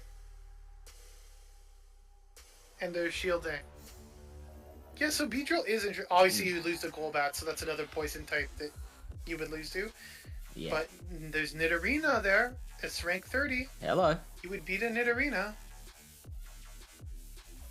I forget when I battled a Nidorina at some point, and I shielded what I thought was a return, and it was a Poison Fang. And then that thing lived on like 1 HP and got off a return, and it was really annoying. Yeah. Okay, so I think we've gotten to Greedent now. Yeah, Greedent, I don't think there's much to go over here. I think Greedent's a really solid pick. There's not a lot of fighting types, and the fighting, like, even some of the fighting types, like Lycanroc and Sudowoodo, which I've seen a few of, because they do have that poison resistance, which poison seems to be quite good still in this cup as well. Greedent has the Bullet Seed, which is super effective. So yeah. I think and Greedent actually is, like does really some work, even though it's such a low damage move. Yeah, it's very solid. I would say, like, honestly, from the 4-point picks, I would say Greedent is a priority. If you want, like, it depends on how you want to set up your team, right? Some people want to go for the 8-point pick. Perpetually looking for the Hundo Nidorina. Oh, sorry, 3 Floyds. I wasn't sure. So after I finally finished the Lickitung, I finished the Lickitung 2 days before regional started. I finally got it up to its level 50. So now I'm back to working on the Spindo. I'm looking at like just a picture of all the meta picks, and I can't see anything that Greedent wouldn't have something to hit it with. It's super safe. It's super safe. Like there's not a lot of things that it like would just like wall it or anything, right? Like maybe if like Zion's running Heracross, like it's probably pretty bad. The first superpower does 71% damage, which is huge. Know. So you could back-to-back superpower it. So just think, if it's like just chipped a little bit, like, let's say there's like a lead matchup or something, you stay in a little bit, you throw a couple fast moves, you take a body slam, then you switch to your Beware or something. They might think like, oh, I'm resisting Shadow Claws. Like, I don't know. Yeah. Interesting matchup. Again, you have Stomp, but we'll let it slide. Oh yeah, that's true. Yeah. It really likes Stomp for this cup. Yeah. So now I'm thinking, like, how do you tackle all of the normals? Like, is Lycanroc the way to go? Like a counter user that's not weak to the confusion from That from. is one of the reasons why I am liking Lycanroc. Yeah. Is because, and it also has the psychic coverage for some of the, because it can handle it can handle a lot of the normal types. It does well against, it does pretty decently well against like the confusion users, such as like the main one being a Ranguru. Also, having the Psychic Fangs is like good coverage against, even though it's a weak move, against other poison types, and also resisting poison. It is nice. Again, you have to be careful of grass and water, but I do like it. You can also run Lycanroc midday if you want to rock throw some stuff. And Drew Run, which is really interesting on the midday. Yeah, So they have the same that's stats? No. They do not. Real glassy. Megahorn is probably preferable in this cup just because of the psychic types, like the Ranguru and the Cresselia and stuff like that. I think Megahorn is probably the way to go. Blast Megahorn. Neither of them have Megahorn. No, we're talking about we're just quickly talking about Heracross, but Cool. No. You want Stone. You could also run Crunch on Lycanroc Midnight if you wanted to. But Stone Edge just hits so hard. Like, I forget what I Stone Edged, and it did way more damage than I thought it was gonna do. Like, well, I mean, as a coverage move, Crunch would probably be a lot better than Psychic Fang. Psychic Fang's just lower energy, and it's a guaranteed debuff. That's why I like it a lot as a. Yes, I did see. Peter, we all got invited to regionals. It's not like it's that exclusive, okay? But congratulations. Wow, Lyle. Invite, okay? It's not like a region I'm aware. Oh, I don't think I got invited. Oh no. I hope you don't get invited now. I'm only like 140 in the world. I definitely shouldn't get an invite to regionals. Yeah, but right? like maybe after hearing comments like that, they were like, "No, we can't have this guy representing Silph." I got a regional invite. Wow, look at that. Lycanroc versus Copper Gregus.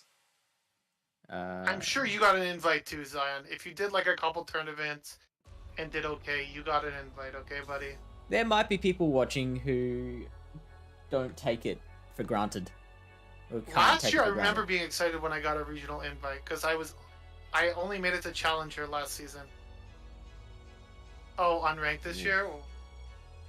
That's not cool, man. That's not cool. We don't unrank. Then you're just hurting the people you beat. That's the way I say it. When you're smoking those foos with your tentacles. Say what now? Thorving. Oh my god. It's like, you meanie head. Yeah, Lycanroc is good. Oh, let's go up against Tentacruel. Marowak would... This is a bait dependent. Look at that. Oh, I mean, this is going straight Crunch. Isn't it? No. Oh, no, Crunch? sorry. It's a Crunch bait and then a Stone Edge. Hang on. What if we turn off baiting? Wait, no. Why are we using Crunch? Instead of Psychic Banks. Because of all the Ghost types and Psychic types around. No, there's no molding here. There's no molding. This is my normal level of sassiness when I'm dealing with fish. Okay, so yeah, it is a bit worse if you don't have the Stone Edge. It cannot take moves. That's fine. Yeah. Neither can the things it's battling against. How much does the Stone Edge do?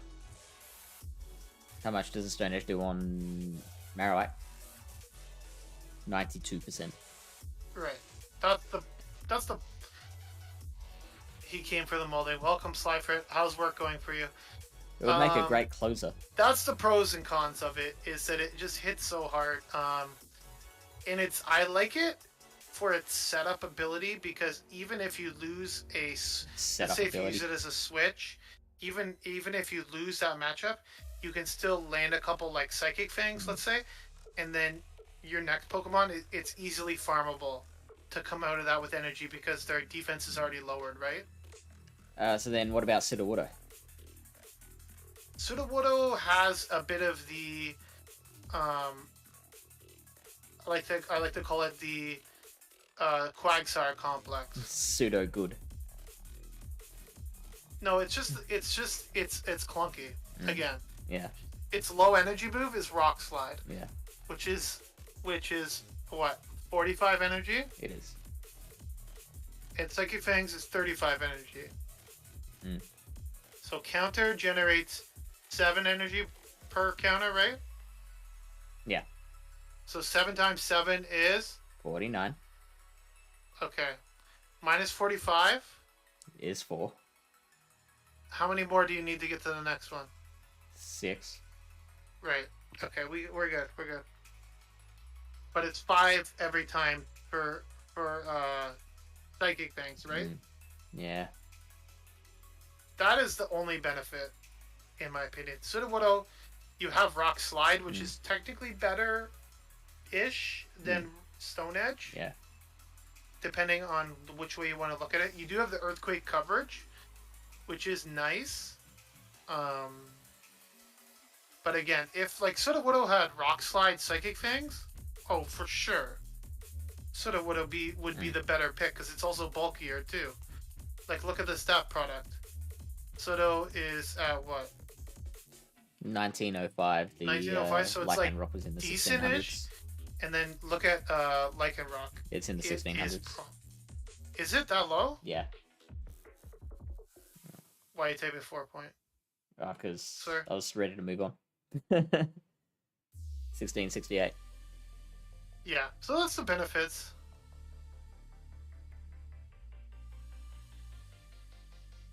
Yeah, Sudo... Yeah, I think Lycanroc's the way to go. Or Bonsly, if you want to get spicy. Yeah? I did hatch a Hundo Bonsly the other day, so I'm really excited.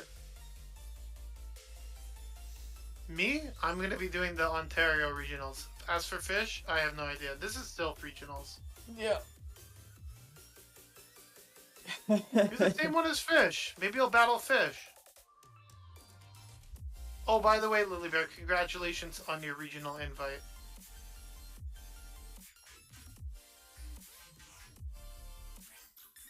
Honestly, Melbourne or Sydney? It doesn't matter. You could probably do Ontario regionals if you wanted to. I don't think it matters. There's nothing stopping you from doing Ontario regionals, is there?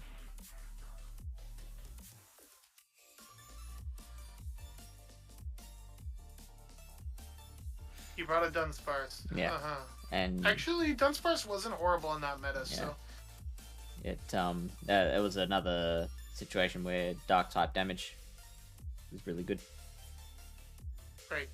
Okay, Pacharisu, I've seen quite a few people possibly using. It's really good. Obviously, it's very bulky. Again, we've seen there is a decent amount of ground types, and you only have electric type moves. So it just depends on how good you are at getting alignment. Lapras / Dugong. I like Lapras. And now that I'm looking at it, it looks pretty good with the Skull Bash Surf combo. Again, we said there's not a lot of counter users. Like Surf Edge would be annoying for Lapras, but maybe also Heracross would be a little annoying. But Final Flash has 5,000 Stardust. Wow, that's a lot. But I think overall, like, Lapras looks pretty good. It's fairly bulky. It has a good moveset. I do like it. Same with Dugong. Yeah. I think Dugong, what holds it back is just the Water Pulse. Yeah. It does. You do have the added benefit of the debuffing. It depends what you like. Dugong is like Icy Wind is higher energy than Surf, so it just depends what type of playstyle you're going for. Also depends on how popular Lapras is, because if Lapras is actually popular, then Dugong becomes irrelevant. Yeah. Because Dugong cannot do anything to Lapras. It's the whole. That's one of the reasons why Dugong is gone from the meta, because of Walrein, and you know. Yeah. What can you even do? So it really struggles against the ice water types. Yeah. Like, if you know what they really need? We need a purified Dugong. What difference would that make? Return. Oh, return, yeah, of course. If we could get like a return Dugong, I think that could really bring it back up into the meta. Yeah, possibly. That's fair. That's fair. But anyways, that's for another day. Dugong would be better than Lapras against Trevenant specifically. Yes, you do have that. Yeah, you have that going for it. It typically performs better against grass types. It does still take super effective from grass. Don't ask me why.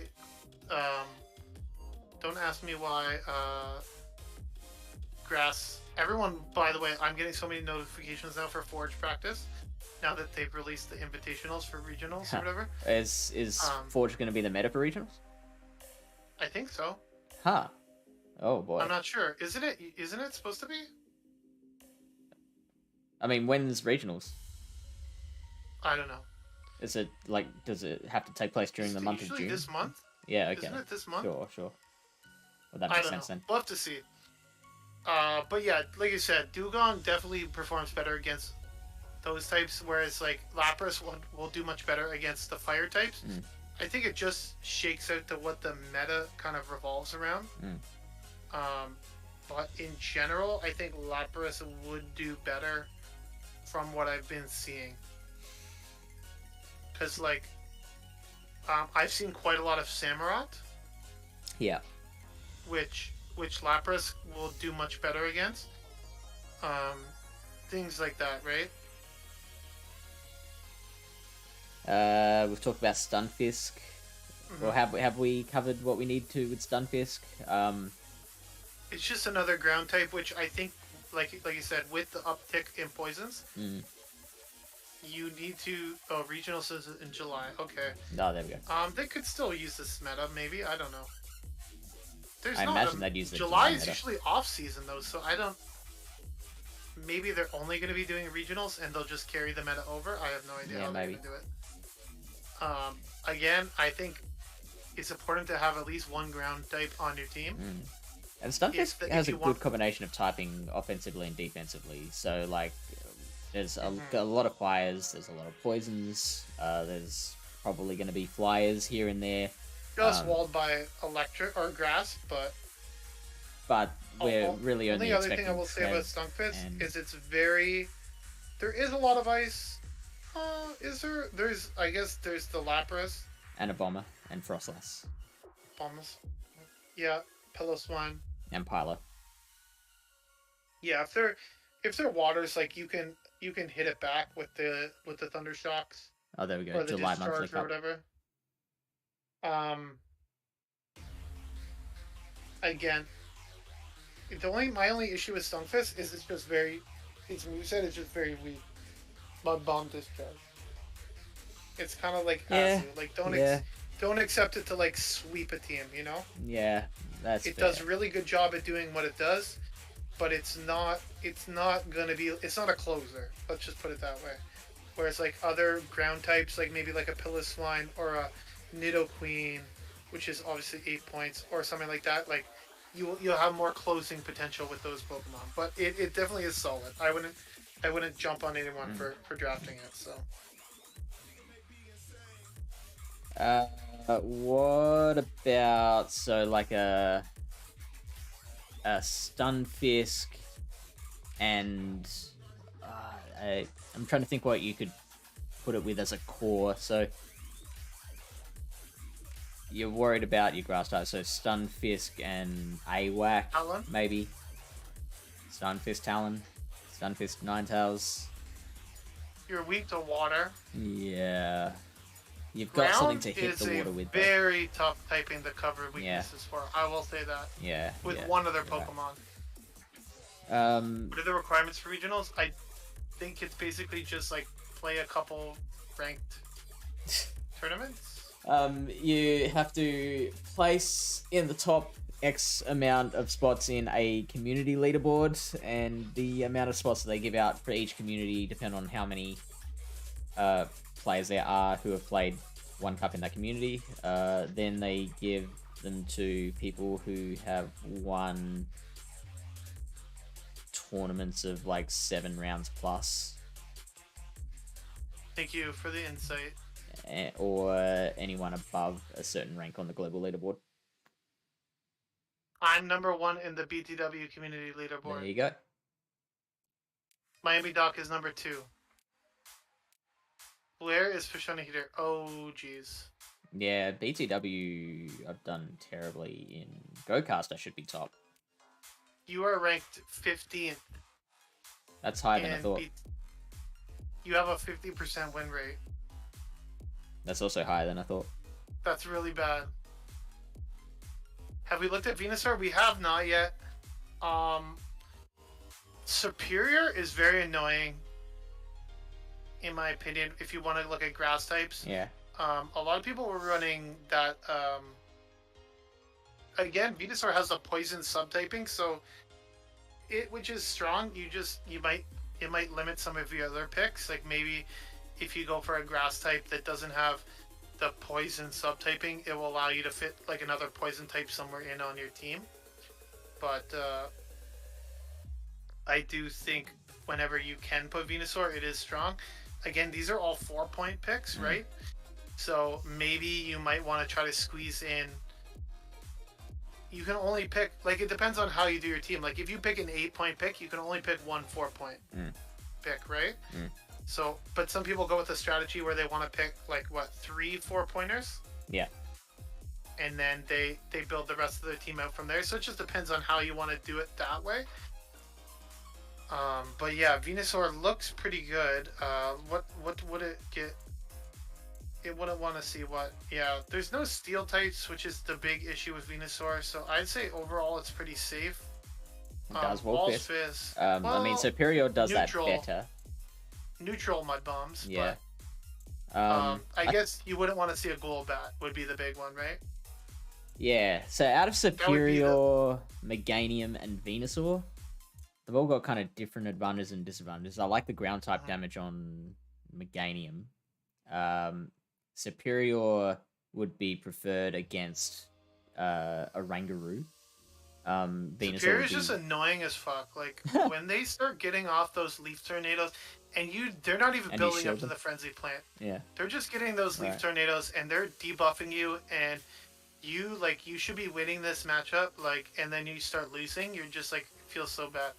I think I once saw Wholesome go straight leaf tornado with in Ultra League versus Giratina, and Superior came out on top of that matchup. Wow. So that's the power of Leaf Tornado. But overall, moveset wise, Venusaur definitely has a superior moveset for sure. But they do both have Frenzy now. All three have Frenzy. Yeah, of course. Venusaur would be better against your other poisons, except Golbat. They all get just hard done by. And the other grass types. Yeah. Like. Yeah, Jumpluff is interesting.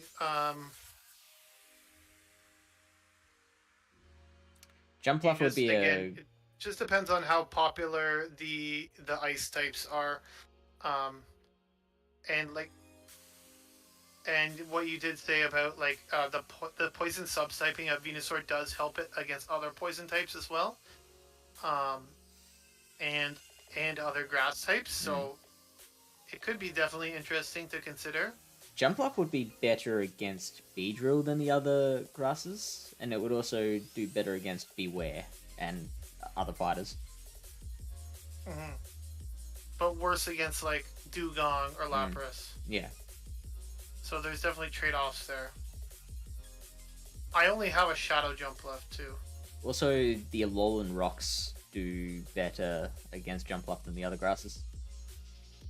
Right. And Jumpluff does do slightly better against the fire types.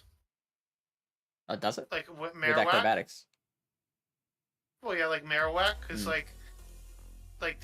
other than Meganium, which you do have the Earthquake. Yeah. So it's all pros and cons. Yeah, I think it depends on your team comp. It also depends on how you want to build your team. Like, are you the type of person that wants to start with like a an 8-point pick? Mm. Or are you the type of person I'm probably looking at more balanced. Yeah, I know a lot of people prefer to go with the multiple 4-point picks. Yeah, I think you're losing too much by spending on an 8-point, like, things that you're not getting back by the fact that you're getting a better Pokemon. There's a lot of good 2 and 1-point picks, like that I really like.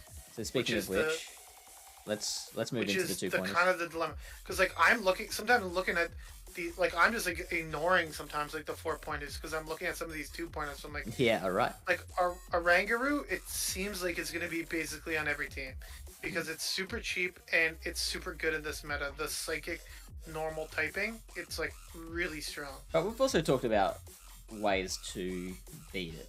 There's ways to beat it for sure, but it's not like you're going up against like a Registeel and you're just like, what the frig, you know?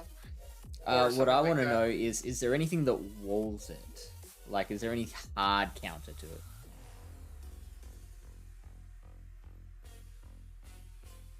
I think there's your Greedent. Yeah, that's your best Greedent one. is like the hardest counter, but can it 2-shield through a Greedent? I'm not sure.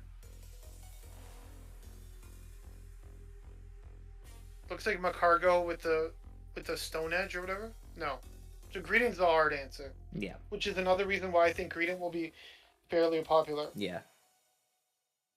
And then Macargo. That's interesting to me because Macargo like doesn't. Oh, it's not even with Rock or... Tomb. This is Stone Edge. Yeah, Stone Edge. Right.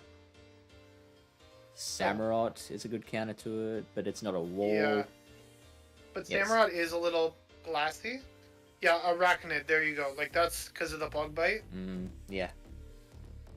Again, I'm not sure how popular Arachnid's going to be, but any of the bug types do pretty well against it. I don't actually mind Crustal. I think Crustal's got some. How many points is Crustal? 2 point? It is a 2-pointer. Yep. 69th ranked. Nice. I saw that too. Wasn't gonna say it. So we'll get to Crustal. We'll take a look at some of those matchups because I think that's really interesting. Your Alolan Rocks and your Zapdos and Luxray. Rollout. If you want to test rollout, here you go. Let's go rollout. Yeah, I think rollout's the way to go, right? Yeah, and you don't even need to run Rock Blast. You can run Stone Edge Wild Charge. Yeah, I think so. Because rollout charges super fast, and it does absolutely 0 damage. So like, have you ever seen someone try to roll out something down? No. It's sad. It's very sad. I don't even think you could roll out down a Talonflame. Surely. From like half health? Like I don't even think you could roll it down a Talonflame. Yeah, it would take a lot.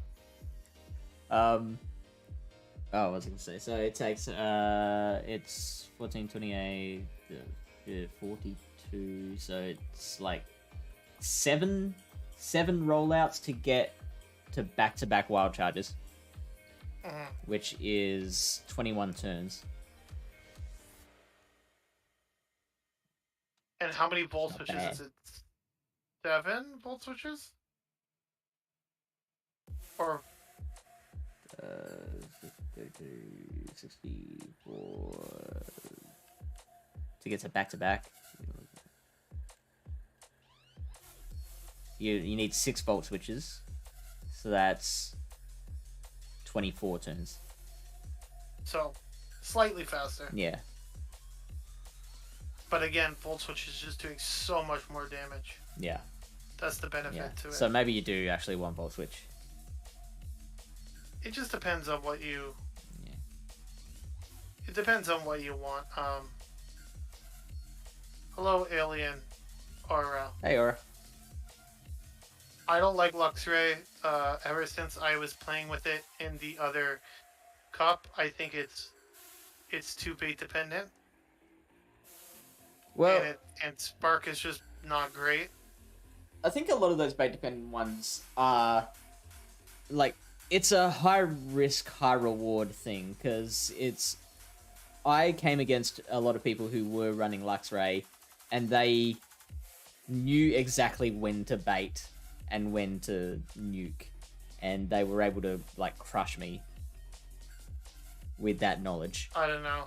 I ended up tanking a lot of Psychic Fang, being like, oh, Psychic Fang, and then they would Sorry, wild what was that charge and I again? would shield it. Psychic Fang. It sounds more. It sounds worse than it is. You say Psychic Fang, oh god, that's horrible, and then you see it like land on one of your Pokemon, and you're just like, ah. No, okay. It's like a psychic tickle. Yeah. Quillfish is always interesting when it's Yeah. in a meta, just because of the spam potential. And it just hits super hard. So like, cause you get to those Aqua Tails super fast. And again, we were talking about how nice poison coverage is. It's a double-edged sword again. Zapdos, I wouldn't probably go anywhere near. I think there's other better flyer types and better electric types. I would probably go over like a Galv or even a Golem or Graveler over that. Gligar, you're worried about the ice type, so Piloswine is a problem. Abomasnow, Frostlass, Lapras, they're all issues. Articuno is there apparently. Haven't seen anyone using that yet, but I have seen people use it. I've seen it on people's teams. I haven't seen anyone use it in a battle against me, but I haven't done. I don't have a non-shadow Articuno under Great League level. So Sure. rip. Sure. Lurantis, that's going to be a popular one. Lurantis was pretty popular. It's like a lot of these Fury Cutter users are getting a lot of attention because of the Beat Screen and a Rangaroo. Yeah, that's why. Loses to Trevenant, loses to Lapras apparently, which is interesting. I think it's just because it's not exactly the bulkiest Pokemon. You see it at 1760. And it's running Leaf Blade Superpower. Is there any reason to run X-Scissor? I don't think so. Yeah, I think I agree. Like, you're probably still losing the Trevenant matchup, right? Yeah, probably it would make it a little closer, but X-Scissor is like a pretty weak move. Yeah. And it's also pretty... I think Superpower is just nice because of, like we were saying, of all the normal types. Like, I don't think you're beating Greedent and Lickitung if you don't have Superpower, right? So, is it really worth, like, maybe beating a Trevenant? Yeah, you're to right. Lose to Lickitung or a Greedent? I don't know. Because, again, look at it beats a Rangaroo and Greedent, which from our initial, if a Rangaroo's really going to be one of the more popular picks and Greedent's going to be one of the most popular counter picks, then you have something that can actually beat both of those, right? Yeah, that's a big deal. Ariados. Hard walls Lurantis, so Yeah. depends if you want to go anti Lurantis. Let's check Ariados out is always the... good. You do have the lunge, but again, like Nidoqueen, if Nidoqueen is popular, it's not great. Marowak, if fire types, especially Marowak, oh god, don't even sim it. It's just a... No, I was thinking... Rangaroo. Yeah, Rangaroo. That'd be an interesting one. So it is losing pretty badly just in your straight... Yeah, you would probably win the zeros with Megahorn, but other than that, you're Megahorn, probably losing. yeah. Because, like, how much does the lunge do? 51%, so it can only tank one lunge. It is baiting here. The confusions are doing 15%. That's way too much. It's the pros and the cons of the poison subtyping. Honestly, poison is such a good typing in this meta, but there's a couple stupid Pokemon that run confusion that really get in the way of it being super dominant. If it wasn't for a Rangaroo and maybe and the ghost types Hypno, in general. And some of the other ghost types, poison would just be busted. Yeah. they really help balance it out.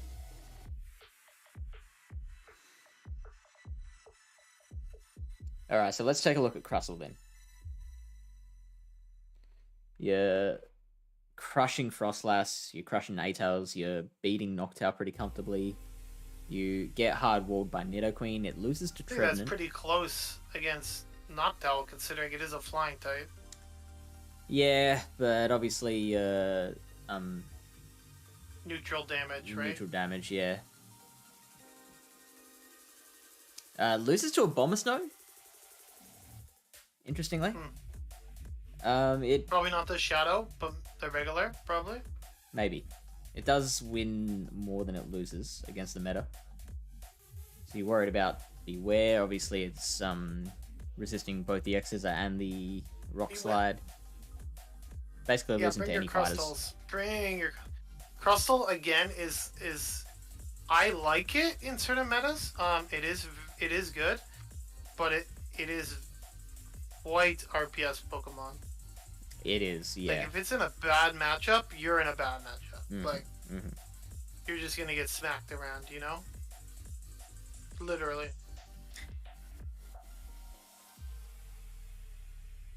Lurantis, Snorlax, Gengar, Noctowl. Yeah, so far these wins aren't really instilling a lot of confidence either. I mean, the Oranguru is a big one. But again, I Bigger, think I there's guess. other Pokemon, like I said, like the Greedent also beats Oranguru, but I think it will do better overall. It does beat Greedent and Oranguru, so it has that going for it, and Galuf. It definitely has a place in the meta for sure, and I definitely wouldn't just like brush it off, because Yeah. you have ability to beat basically Bug, Ice, Fire, and some other normal types. So, but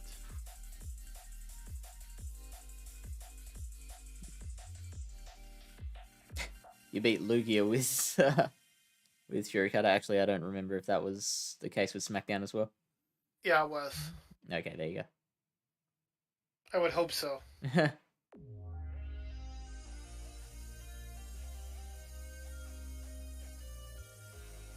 Yeah, I think SmackDown's the way to go. Usually is.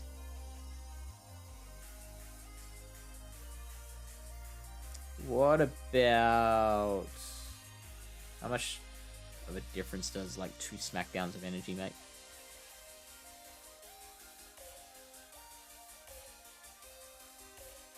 Huh. Still lose to Beware though. It still loses to Beware. That's it. It sucks. Very close against Trevenant. Very close against Shadow Queen as well. Yeah, Rock Slides do quite a bit of damage, Yeah. even though they're resisted. So if you can get the 2 Rock Slides, you're going to be putting it fairly low. Like, that's you have to remember, Shadow Nidoqueen doesn't like taking hits. Yeah. So, I mean, potential safe swap, but with the With the I caveat guess that not it will that just safe. get completely walled by certain things. By certain, yeah, but like certain things that might not be on your opponent's team, like I how ended many up people are running going to that- run Quagsire? Are going to run what? Quagsire, for example. Like, how many times are you actually going to... Stamarot, I encounter think, it? is going to be very popular, though. Yeah. But that's kind of a thing about point-based metas, is that, like, even the best stuff is not going to be as popular. I'm not like sure the most popular you picks give aren't it, going to be... what, 2 Smackdowns? Say again? Yeah, that was two You- SmackDowns. I don't think 2 Smackdowns is a safe swap. So, maybe what, one one? Smackdown. One SmackDown? Alright, let's see what that Smackdown's 3 turns. How slow is this person that you're battling? does. Takes them 6 turns to realize that you've swapped in a Crustal? Wait a minute. This is a Crustal here. Let me just. That's still not bad. pause 70% this wins. battle.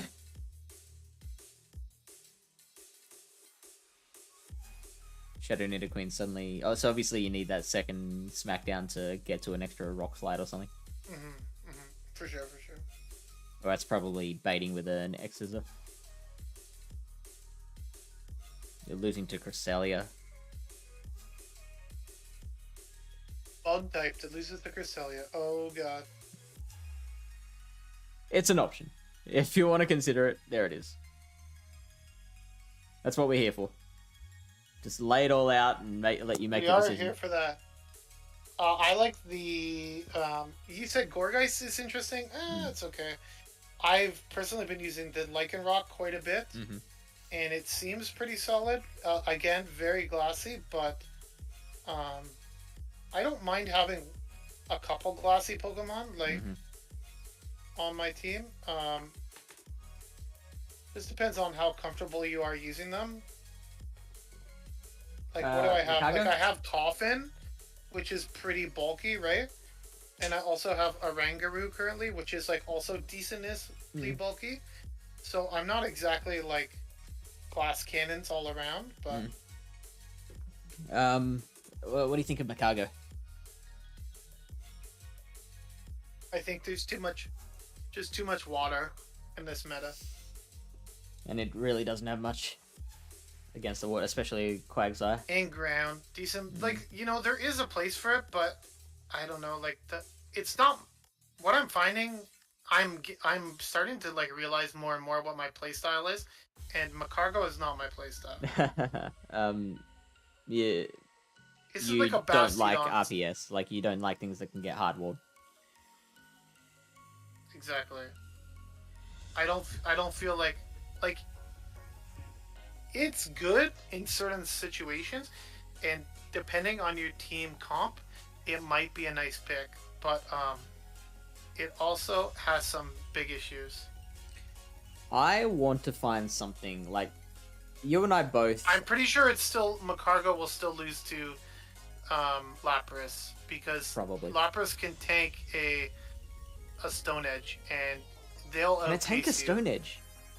Oh, for sure, it's a Lapras. Plus the Incinerates? Probably, I don't know, but like, you don't want to take a Surf, that's for sure. Yeah, yeah. Fuck, that thing will, like, does so much damage. But also, are you running Stone Edge or Rock Tomb? I would probably run Rock Tomb, because I'm degenerate. So. I just like the debuff, and I think Macargo is best utilized, like, as, like, sort of a setup style. So you and I both, during Firefly, we found out just how insanely good of a safe switch Raichu was. And I want to try and find something like that again, that it's like, Raichu just didn't have any real counters, especially with like half of it had Galvantula. I mean, even then, like two wild charges was enough of that. And so if you're willing to spend shields and your opponent wasn't, then I think that Pokemon is Oranguru. I get no, because like there'll be Greedent that takes care of that. But for sure, there's still like there was still things that, depending on your opponent's team, that you didn't want to see. With Raichu. But there was no ground types. Like, that was the thing, right? Like, I think that was a super, super unique scenario. And I think also because so few people, like, I think there's going to be so much more attention on Oranguru this month that people will make sure they've got several answers and good answers. Yeah, I've already been planning for it, so yeah, it makes sense. Honestly, I think people are gonna use that muck as a safe swap. Yeah, that because you saw that even versus like the Oranguru, it has win conditions. Surfetch, Peter. Surfetch runs Night Slash.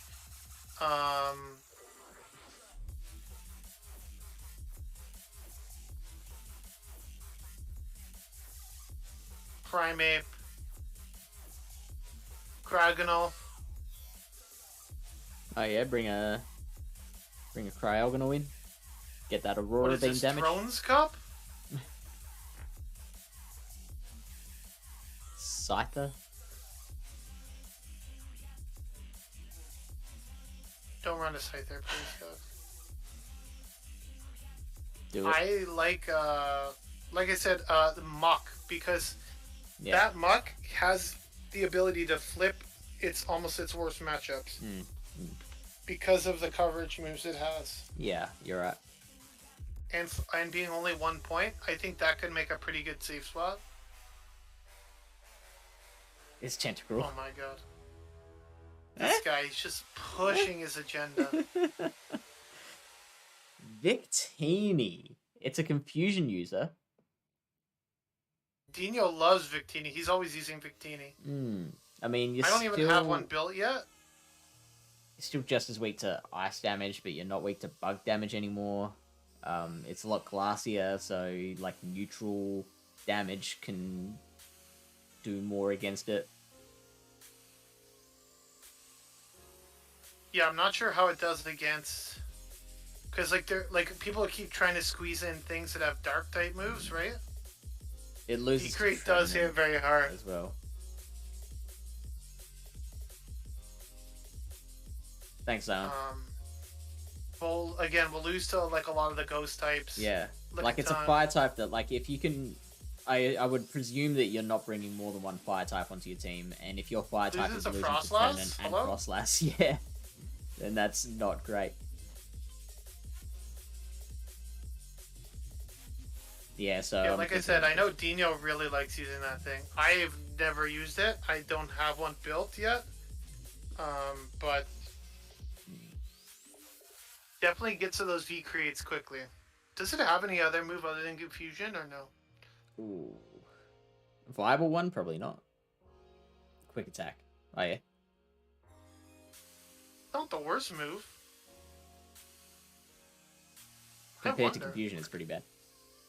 You think? Let's check it out. Simon versus Ranguru with quick attack. Quick attack. Quick attack's not that bad. Like, come on. Chill out, okay?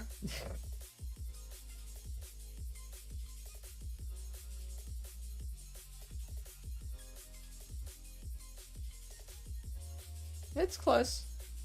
What about with Confusion? Look at that. Wins the zeros and the twos with quick attack. Quick attack is the best. Yeah. Boom. Quick attack OP. There you go. So it flips the zeros with quick attack. I love a quick attack. You always go first, right? Always what? With a quick attack? Always go first with quick.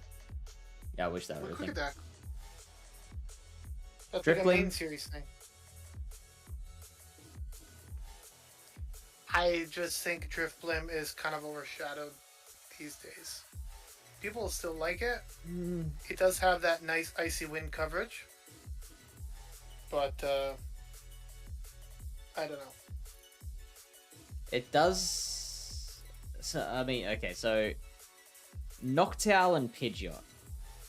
I don't think the flying type coverage is helping it in this meta. That's well, yeah, that's what I was getting at. Yeah, so Noctowl and Pidgeot, you really like the biggest things they're bringing to the meta are their ghost resistance, right? Which Driftblim this doesn't have. Is take super effective from ghost, take super effective from dark. I think there's other better ghosts, and I think all the flying coverage is doing is weighing it down. It helps against grass types. That's basically it. It hurts it against like Crustal. It's a ghost type that's losing to certain bug types now because it's of a flying type. And it also will be worse matchup against the ice types. You'd probably be better off bringing Gourgeist. It would do better against your poison types. Sure.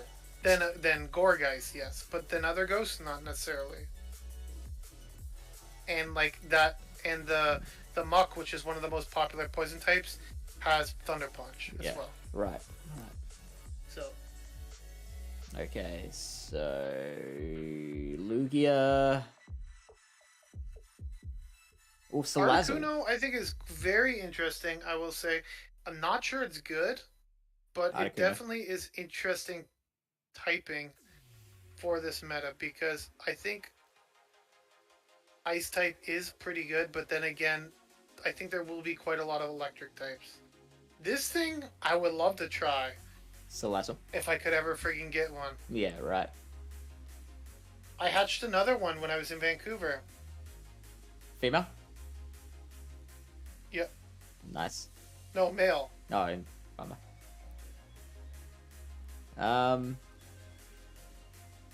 So I think I transferred one of them. I have 3 here.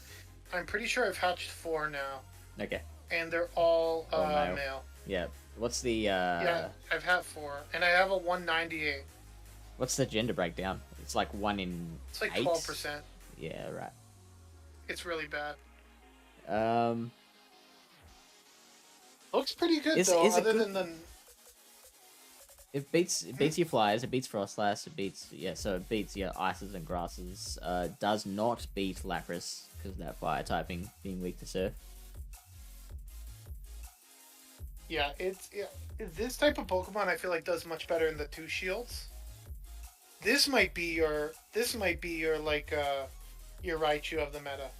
Okay, yeah. You could probably just 2 shield through like a bunch of shit. with this Nah, thing. you know what?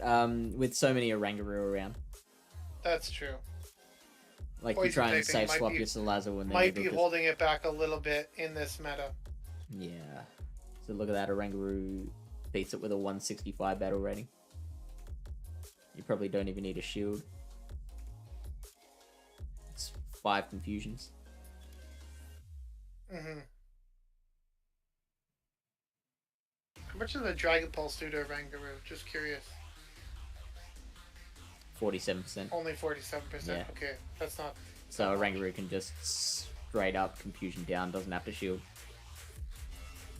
Doesn't have to shield. Doesn't have to throw. Mm. It's definitely interesting. I don't have one. I can't comment on it. Toxicroak, do not bring Toxicroak. It's too risky. Yeah, all the confusion and the ghosts. Lot of Surfetch though, ghosts.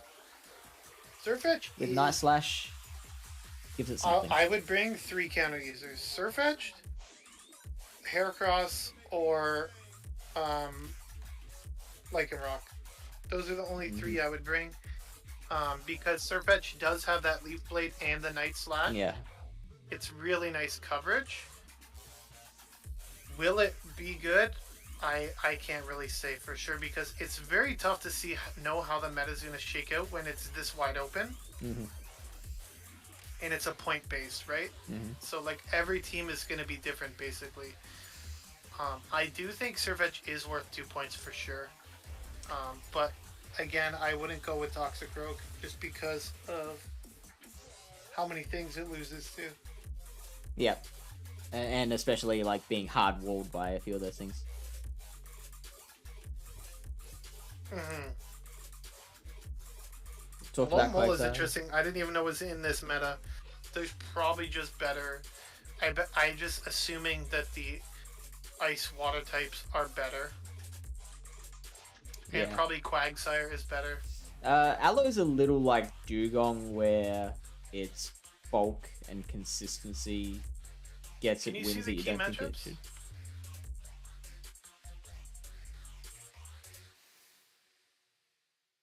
Losing to Trevenant, of course. And of course it's beating your fires. A-Tails is a nice one. Shadow Nidoqueen. Losing the knocked out. Frostlass is very interesting. Yeah, it shouldn't, should it? Oh, excuse me. I mean, Abomasnow apart from match that- were very close. Nothing else is surprising there. No, it's okay. Again, there's other picks. We keep going down. I'm not sure exactly. I think a lot of my picks are 1 point. Quagsire looks pretty interesting. Yeah. Gallade, don't think it's worth a pick because of all the dark type stuff. Like it, I don't know. There's a decent amount of other psychic types here, right? Which you're gonna basically lose to as well. So the advantage with Gallade would be getting a confusion user that isn't weak to dark, but it's so glassy that the neutral dark type moves are probably just doing plenty of damage to it anyway. And you're weak to Ghost, which Oranguru was not. Okay. Primeape, you could also consider Primeape, but I just don't think. I think Sirfetch'd is probably just better. Yeah. All right. I think we're up to the 1 points on the home stretch. I'm trying to think where I think a lot of my picks, because I picked an 8-pointer, so a lot of my picks came from the 1 points. Piloswine, I love this one. We've talked about that a lot already. Because Muck's so popular, we're trying to get a ground type on teams to help with some of the poisons. Mm-hmm. And this thing beats. Look at it destroys Noctowl. It apparently beats Talonflame with Stone Edge. It beats Nidoqueen. Cress is very close. It has a lot of really good, not hard losses. I'd say it at least gonna get shields out of those matchups. So again, you do have the ground typing to help against And of course, any Pokemon you look at, you gotta match it up with a Oranguru. I think I had a match with Miami Doc. We did a practice battle. So I had Shadow Gyarados into Oranguru lead, okay? Mm-hmm. He decided to double shield and farm down, okay? Oof.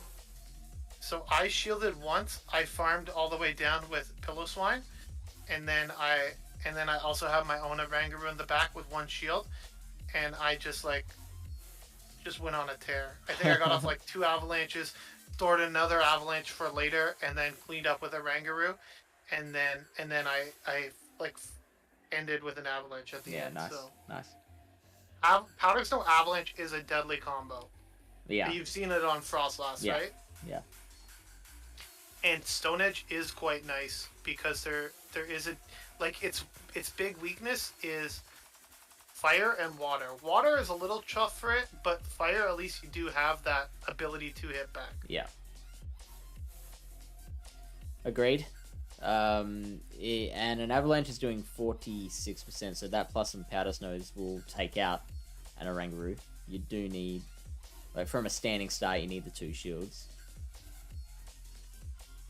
But it is pretty close. Safe swap.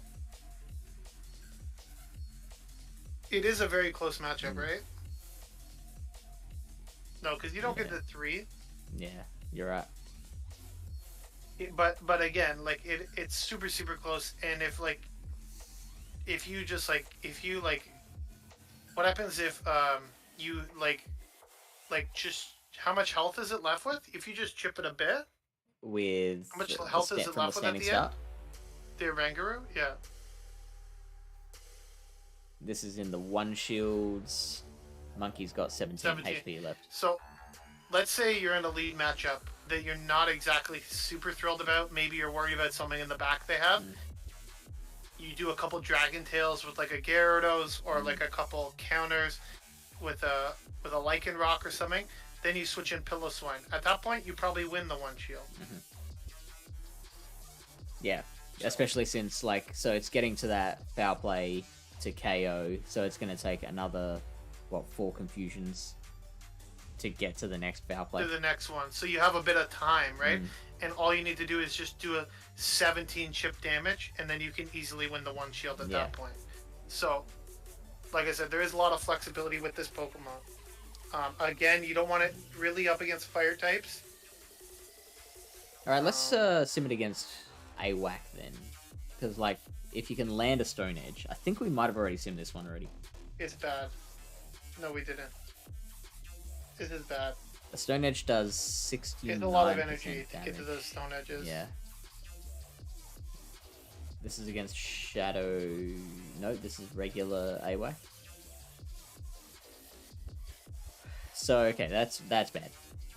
Even... Yeah, you can check Shadow. Maybe it does slightly better. Does 83% to the Shadow AWAC. It's the Stone Edge is not so much for winning a one-on-one matchup. It's more for like end game scenarios, in my opinion. Yeah, I agree. It's like end game, shields are down, like Mama or Pillow can close games, right? You avalanche something, you farm it down, you stone edge something else, bing bang boom, combo play. That's where its power is. Yep. It's not as powerful when shields are up. And that can be done with Powder Snow. Powder Snow's like I have decided, speaking of like analyzing our own playstyles, I think I am leaning towards Pokemon that are really balanced between their fast move pressure and their charge move pressure. Yes, like more of like a Powder Snow Vine Whip as opposed to like a Mudshot or a Charm. Yeah. Because like Mudshotting things down is like very difficult. Mm-hmm. Whereas like if you look at my regionals team, for instance, let's just say, like basically the only thing I have that doesn't do any fast move damage is Registeel. Yeah. But other than that, everything I have is like Walrein, Nidoqueen, Sableye, Lickitung. Like I like to have some damage with the fast move, like you're saying. It can be very important. That's why people prefer Bug Bite on Arachnid. Yeah. Because it just gives you benefits in like it gives you farm options, whereas with other moves that just generate energy, you don't have quite the same farm option, right? Like running Infestation in Open Great League battles, I have come across situations where like I've landed a Bug Buzz and then my opponent's on like 20% HP left, and then I'm in a really awkward position because do I build up to the next Bug Buzz and KO with that, or do I try and Bubble Beam them down, which you need like a couple of Bubble Beams to do it. One's still not going to be enough even with the infestations. So yeah, Bug Bite avoids those kind of situations.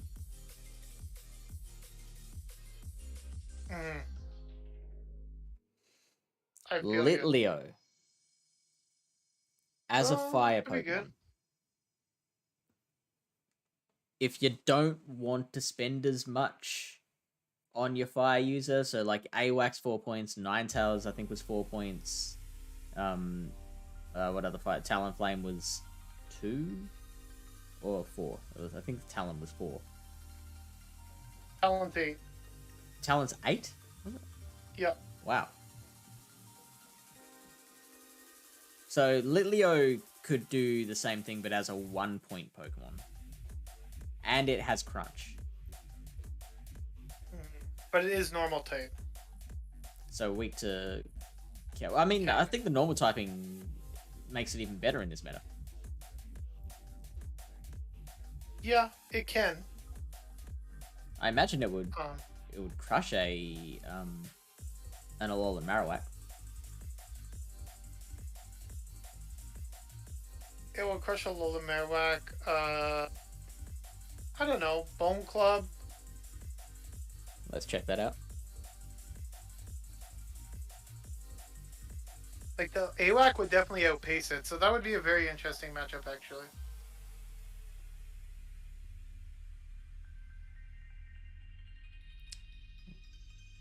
So the Bone Club's doing 30%.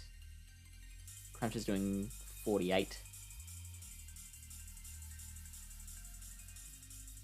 Yeah. Okay, the AWAC does win the 1 shields. Wait, how much is that Been doing? 3.5%. What about Shadow? Is this Shadow or regular? That's regular. Far out. Wait, so if a Bone Club's only doing 37% damage, how is this? Oh, hang on. This is in the 0-1. That's why that's happening. There we go. Yeah, so, I mean, Shadow's still winning the 0s and the 2s. Yeah. It's Ember. It's the problem is Ember. Maybe. Yes, it is. Maybe. Litleo wins the 0s against the regular Marowak.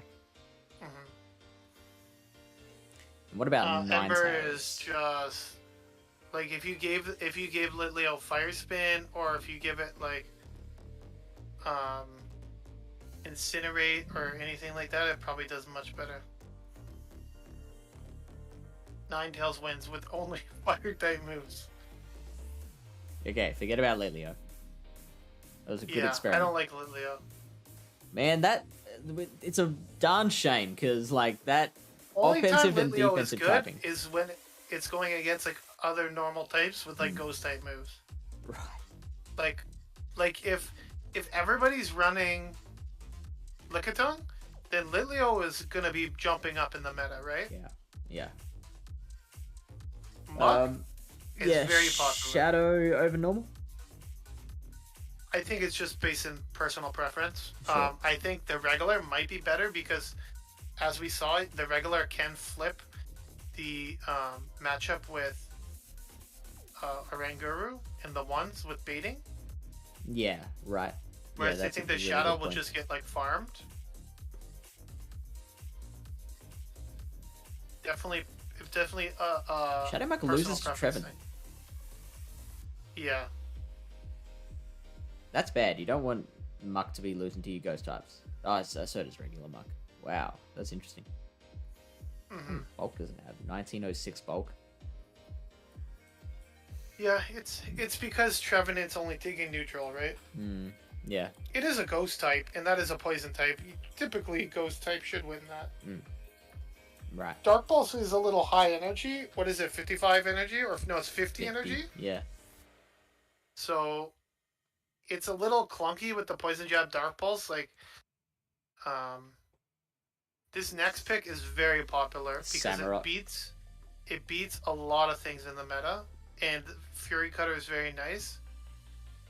Yeah, so what Samurott does, I've mentioned it in a couple of places, where it allows you, like, Fury Cutter has a little more farm potential than Mudshot, and does the same thing on, like, Swampert is great because if you can build energy, you can just barrage people with Hydro Cannons. Fury Cutter can do that too, plus it does a little bit more damage than what Mudshot does. Plus you have the Mega Horn, which is really nice in this meta too. Yeah. Like, absolutely KO an Oranguru. Doesn't one-shot, though. Plus the Fury Cutters. PvP is a serious thing. No wonder GBL is getting all the hype. Yeah, it is pretty serious, I would say, for sure. And GBL is getting some World hype. Championship and all. Yeah, let's see how it goes. Can you open the key wins-losses for me here? Certainly can.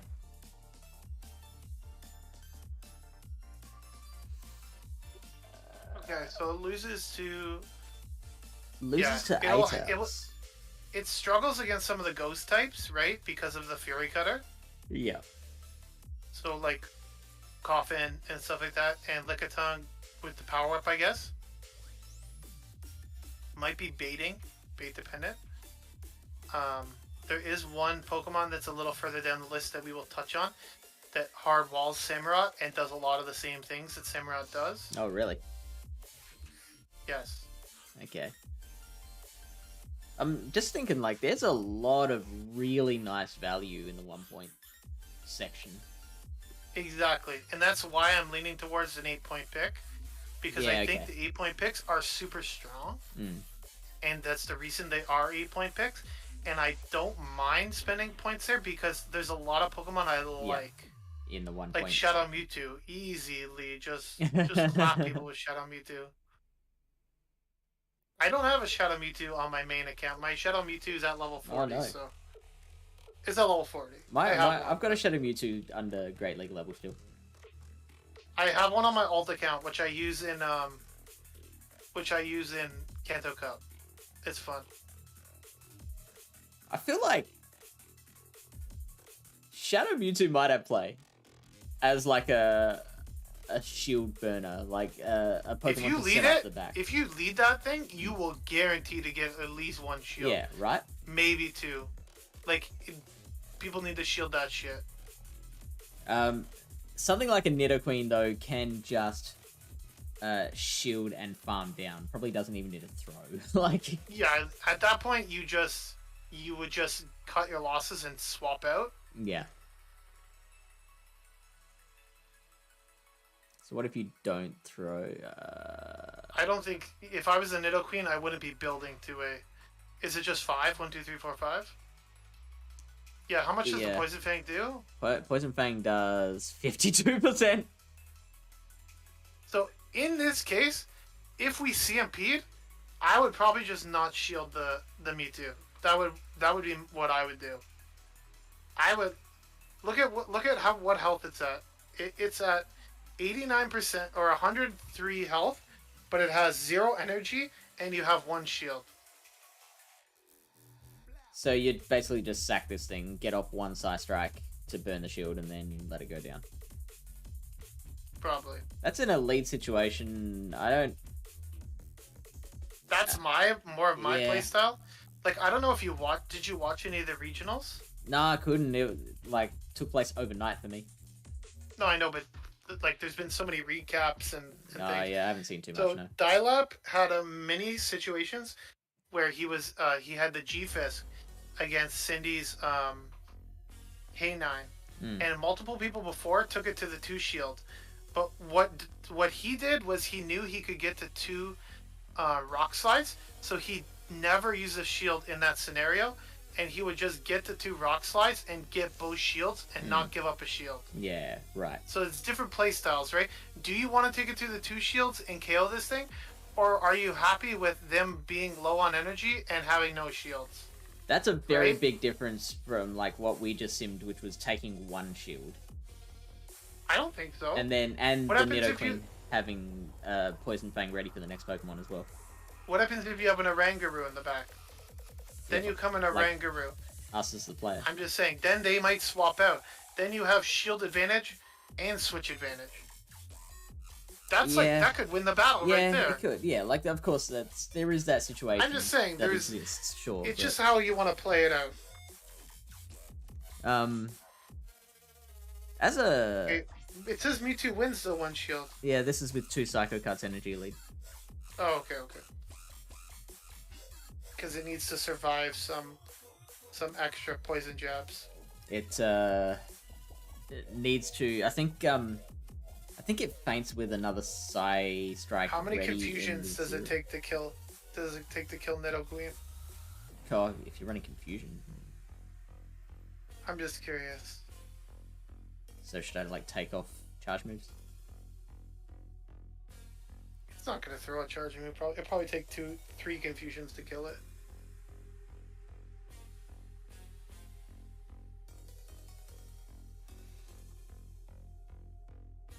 Four. How many does it take to kill a Toxic Croak?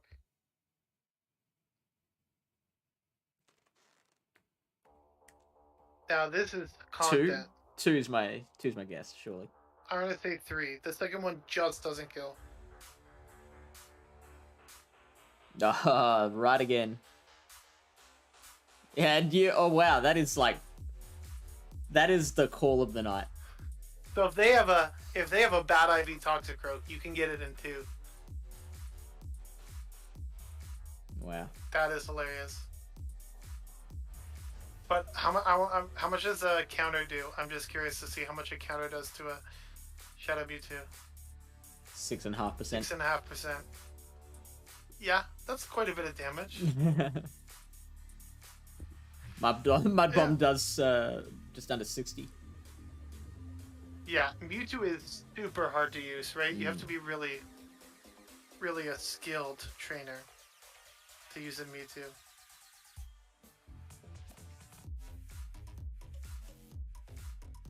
So if you got a Mud Bomb ready, you got no chances of Mewtwo.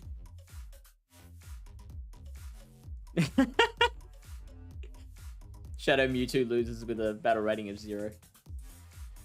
No shot. Does not get off a confusion.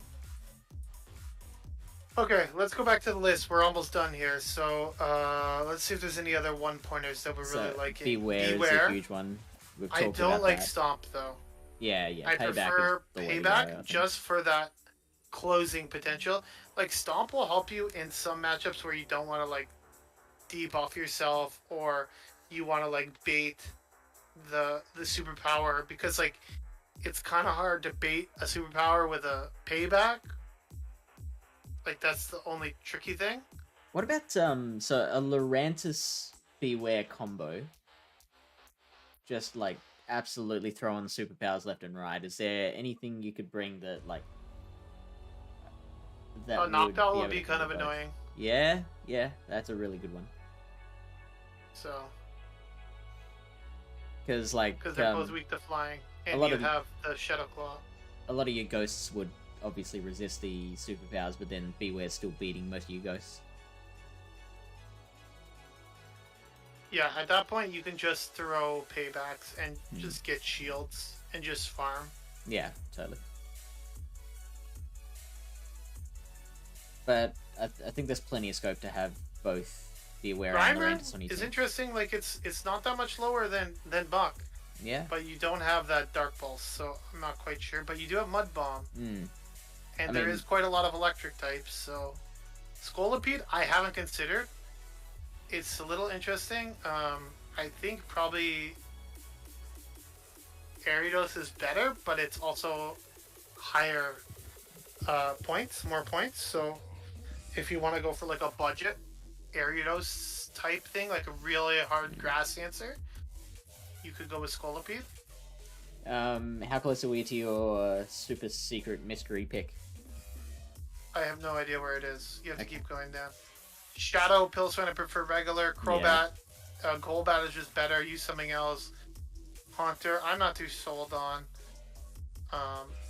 There's probably better ghost types. Charizard? Well, Haunter, just a quick one on Haunter. Haunter and Gengar, their roles are usually not to get the wins, but they're to set up the backline. So, like, they're great at burning shields and then going down, like what we were trying to look at with Shadow Mewtwo. The benefit of Mewtwo, though, is that you resist Psychic, whereas Haunter takes super effective from Psychic. Yeah. So you just get shredded by the monkey, right? Yeah. Whereas, like, Mewtwo, at least, like, you could hang in there a little bit, and I don't think that thing would want to take a Side Strike. Yeah. Like, I'm pretty sure I would still shield the Side Strike if I was the monkey. What second move would you throw onto a Mewtwo? Oh, Tribird, how's it going, Hey, sir? Tribird. I met him at Vancouver Regionals. Delightful man. Very skilled battler, very spicy team. I don't know what he's better at, PvP or Wisecracks. Yeah, that is a good question. He usually does both at the same time.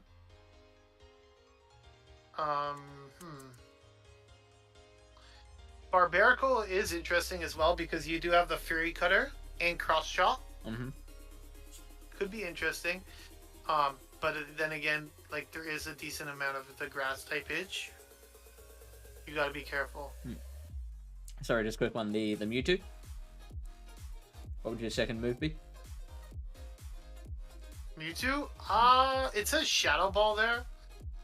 I don't think it really matters. Focus Blast? Pardon? Ice Beam or Focus Blast? I wouldn't run Focus Blast in Great League. Like, it's kind of high energy. Ice Beam could work. Thunderbolt. Thunderbolt, yeah. You could run Fire Flamethrower. Honestly, I think you really could get away with just Side Strike. Shadow Ball would be nice, like for like other psychic types and Cresselia and stuff like that. But probably Ice Beam would be good too. Yeah, right, nice meeting you as well, and you did a little better than me, I think. So you did pretty well there. Unfortunate that we couldn't battle, but that's just the way it goes. Sometimes I didn't have to figure a way around the Coma O, so at least I'm pretty sure that was you running the Coma O. They did battle a Raikou, but he said that he only picked it because he didn't have enough points to pick the other thing that he wanted to. And then when he rearranged his team, I think he went with Galvantula. Okay, so, sure. It does have Shadow Ball though, which is interesting. but it's pretty glassy. Yeah.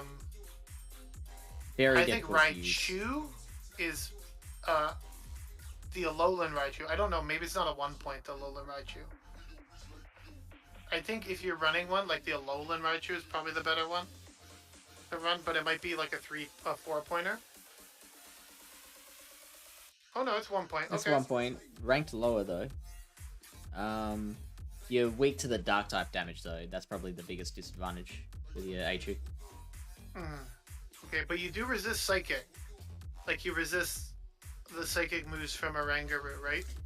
So like, look, Yeah. you beat Oranguru. What is how does regular Raichu do it? Like you lose to like Lickitung and Munchlax. Like that's kind of the pro cons. And you also weak to Ghost types. So it. And like your Greedents and your Mucks and that are a bit harder. Like I don't know if it That's actually true. loses to them, but basically anything, all the things that people are bringing with the dark type damage to handle the Oranguru and the bug type damage. So like your Samurot's suddenly a little bit harder because Fury Cut's doing a little more. Like you still handle that pretty comfortably, but Yep. give Samurott a Okay, little go bit back more to the farm 1 potential. point. Let's see. Keep scrolling. I think we're almost at my pick.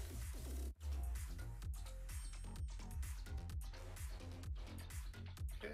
See, oh, there's Tentacruel. Tentacruel at number 95. Which again, it doesn't look horrible. Yeah. I just wish it had something other than Hydro Pump, but Yeah. I will definitely consider it. I think there's other normal type or poison types that I prefer, but it's definitely not the worst pick. Its bulk makes the Hydro Pump okay. If you, yeah, that's a mega copium right there. Caracosta, hey, we might be getting the shiny soon, I think. So Yeah. depending on when you're playing your cup, maybe you could have a shiny Caracosta. Rock throw. So I mean, okay, so not Yeah, having that that bug thing- typing means it's a much better flying counter. Give it like counter or something. Holy shit. Give it something else. Give it You anything would other give than rock. Caracosta counter Give it rollout. I would use it over. rollout. That would be amazing. So, Rollout, like Surf rollout Body with Slam? Surf and Body Slam. That would be Again, so doesn't do a lot of broken. damage as a fast move, but you have very low energy charge moves, so. So like, okay, so I'm looking at the meta picks again. So Keep scrolling. it does. Well, hey, like we were looking at Crustal before. Like, could it do what we were saying Crustal could do, but with like slightly better typing? Just depends. You're very weak to grass, whereas Crustal actually handles some of the grass types. Yeah, yeah. That's the benefit of Crustal. But you do take neutral from water, so and you resist poison as well as same as Crustal.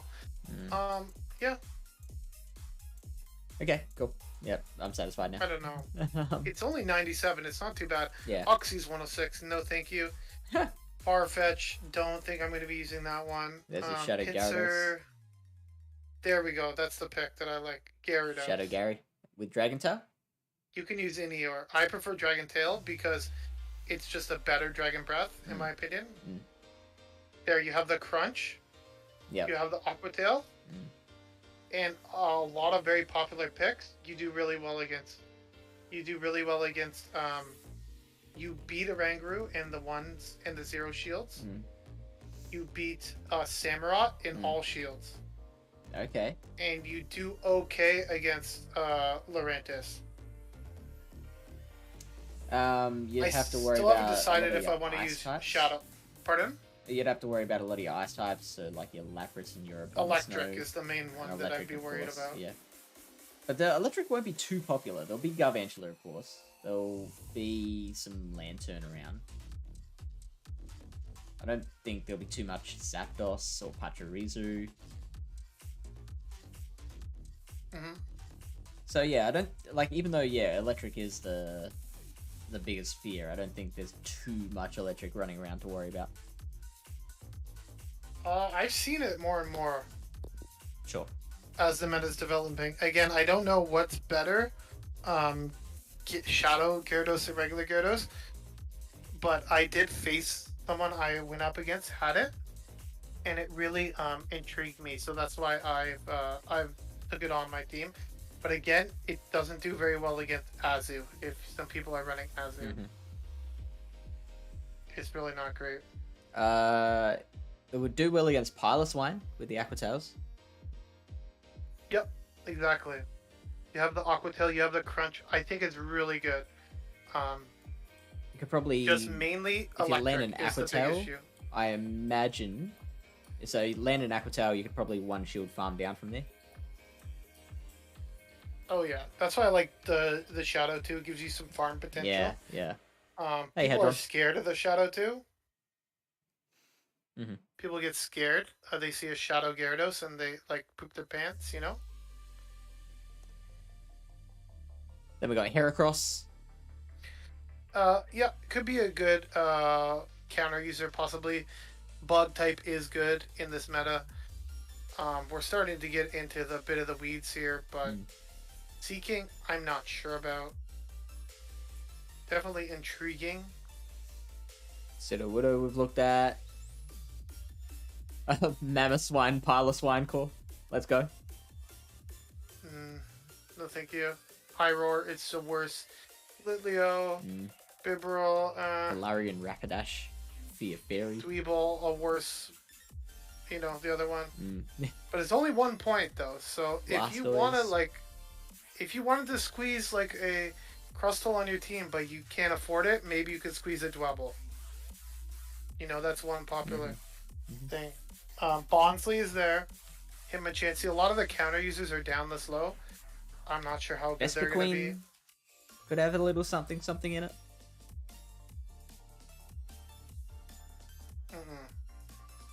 Don't use Festive Pain. Just for that bug type damage. Oh. Just that bug flying type scares the shit out of me. Yeah. It's just like a disaster waiting to happen. One rock comes anywhere near it. Shadow Barrel. Let's go. I probably would recommend Shadow over regular. Yeah. Even though regular's ranked higher here. Yeah, you could run also run Purified Bibarel with Return over Hyperfang. I think we're done. Do you think we're done? I think we're pretty much done. Pretty much done. Yeah. Did you have a quick like 5 minutes left? Do you have a team that you've tried building or anything? I have done a practice tournament where I didn't look too hard into it. I don't even remember what I ran. I ran Samurott. I ran Alolan Marowak. I ran Greedent. Very happy with Greedent. What else? I'm really looking at. I ran Piloswine, so that's 4. Really looking at putting Beware in that team somewhere. And I did run Lurantis. Definitely. So Beware and Lurantis are probably going to be 2 mainstays of my team.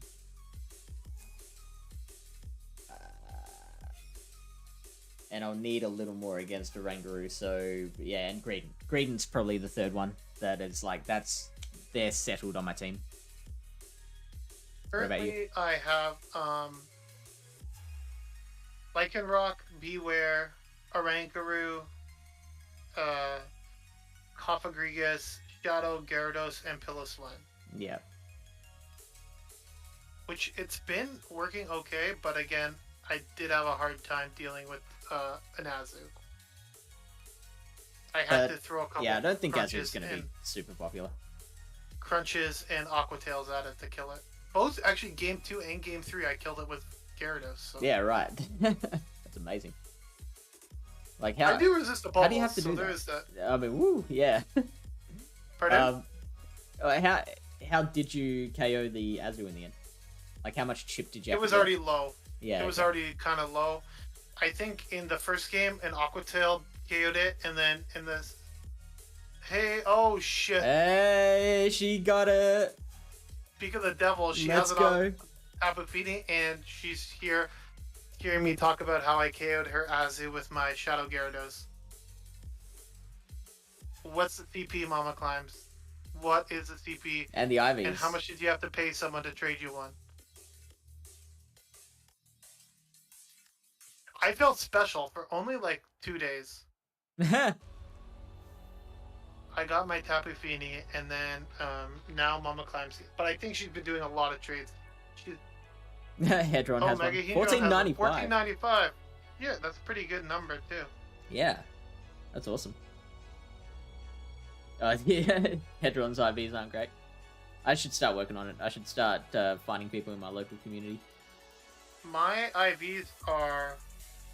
I did 2 trades. You think $14.90 CP is worth like investing in a Tapu Fini? Yeah, sure. Hers is $312.70. Yo, that sounds fucking sick. Yeah. I'm so jealous of your Tapu Fini. Mine's $557. Do you think that's okay? I mean, it's better than not having a Tapu Fini. It's ranked 1385 in Great League. It's just not quickly, bad, right? I'm looking at either KD46 or Kevin Saladaris to rate.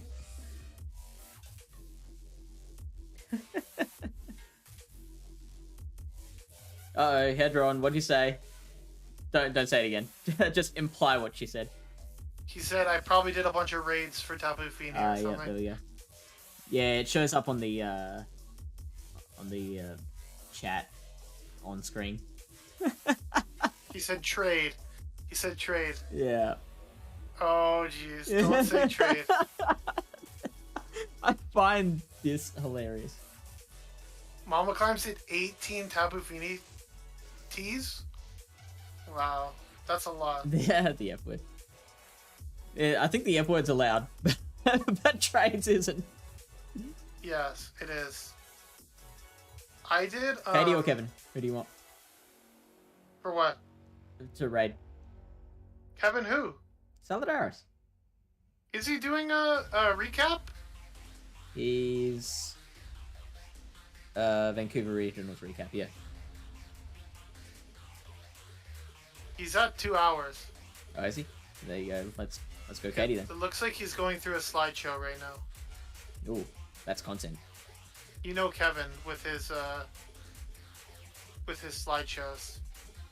I don't know. I don't know how much longer he's gonna be on there. So yeah, sure. Yeah, let's go. We can rate Katie because she just went on. I will never financially recover. Yeah, how much Stardust did you spend trying to get a Tapu Fini? Like you could have double moved like 8. So were these all low friendships? So that's 20,000 per. And you know Mamaclimbs doesn't have a lot of Stardust to begin with. Yeah. So 20,000 times 18, that's 360,000 Stardust she spent trying to get a Great League Tapu Fini. That makes me just want to build the one that I got. Because it's only 100,000 to double move it. And I don't need to power it up anymore.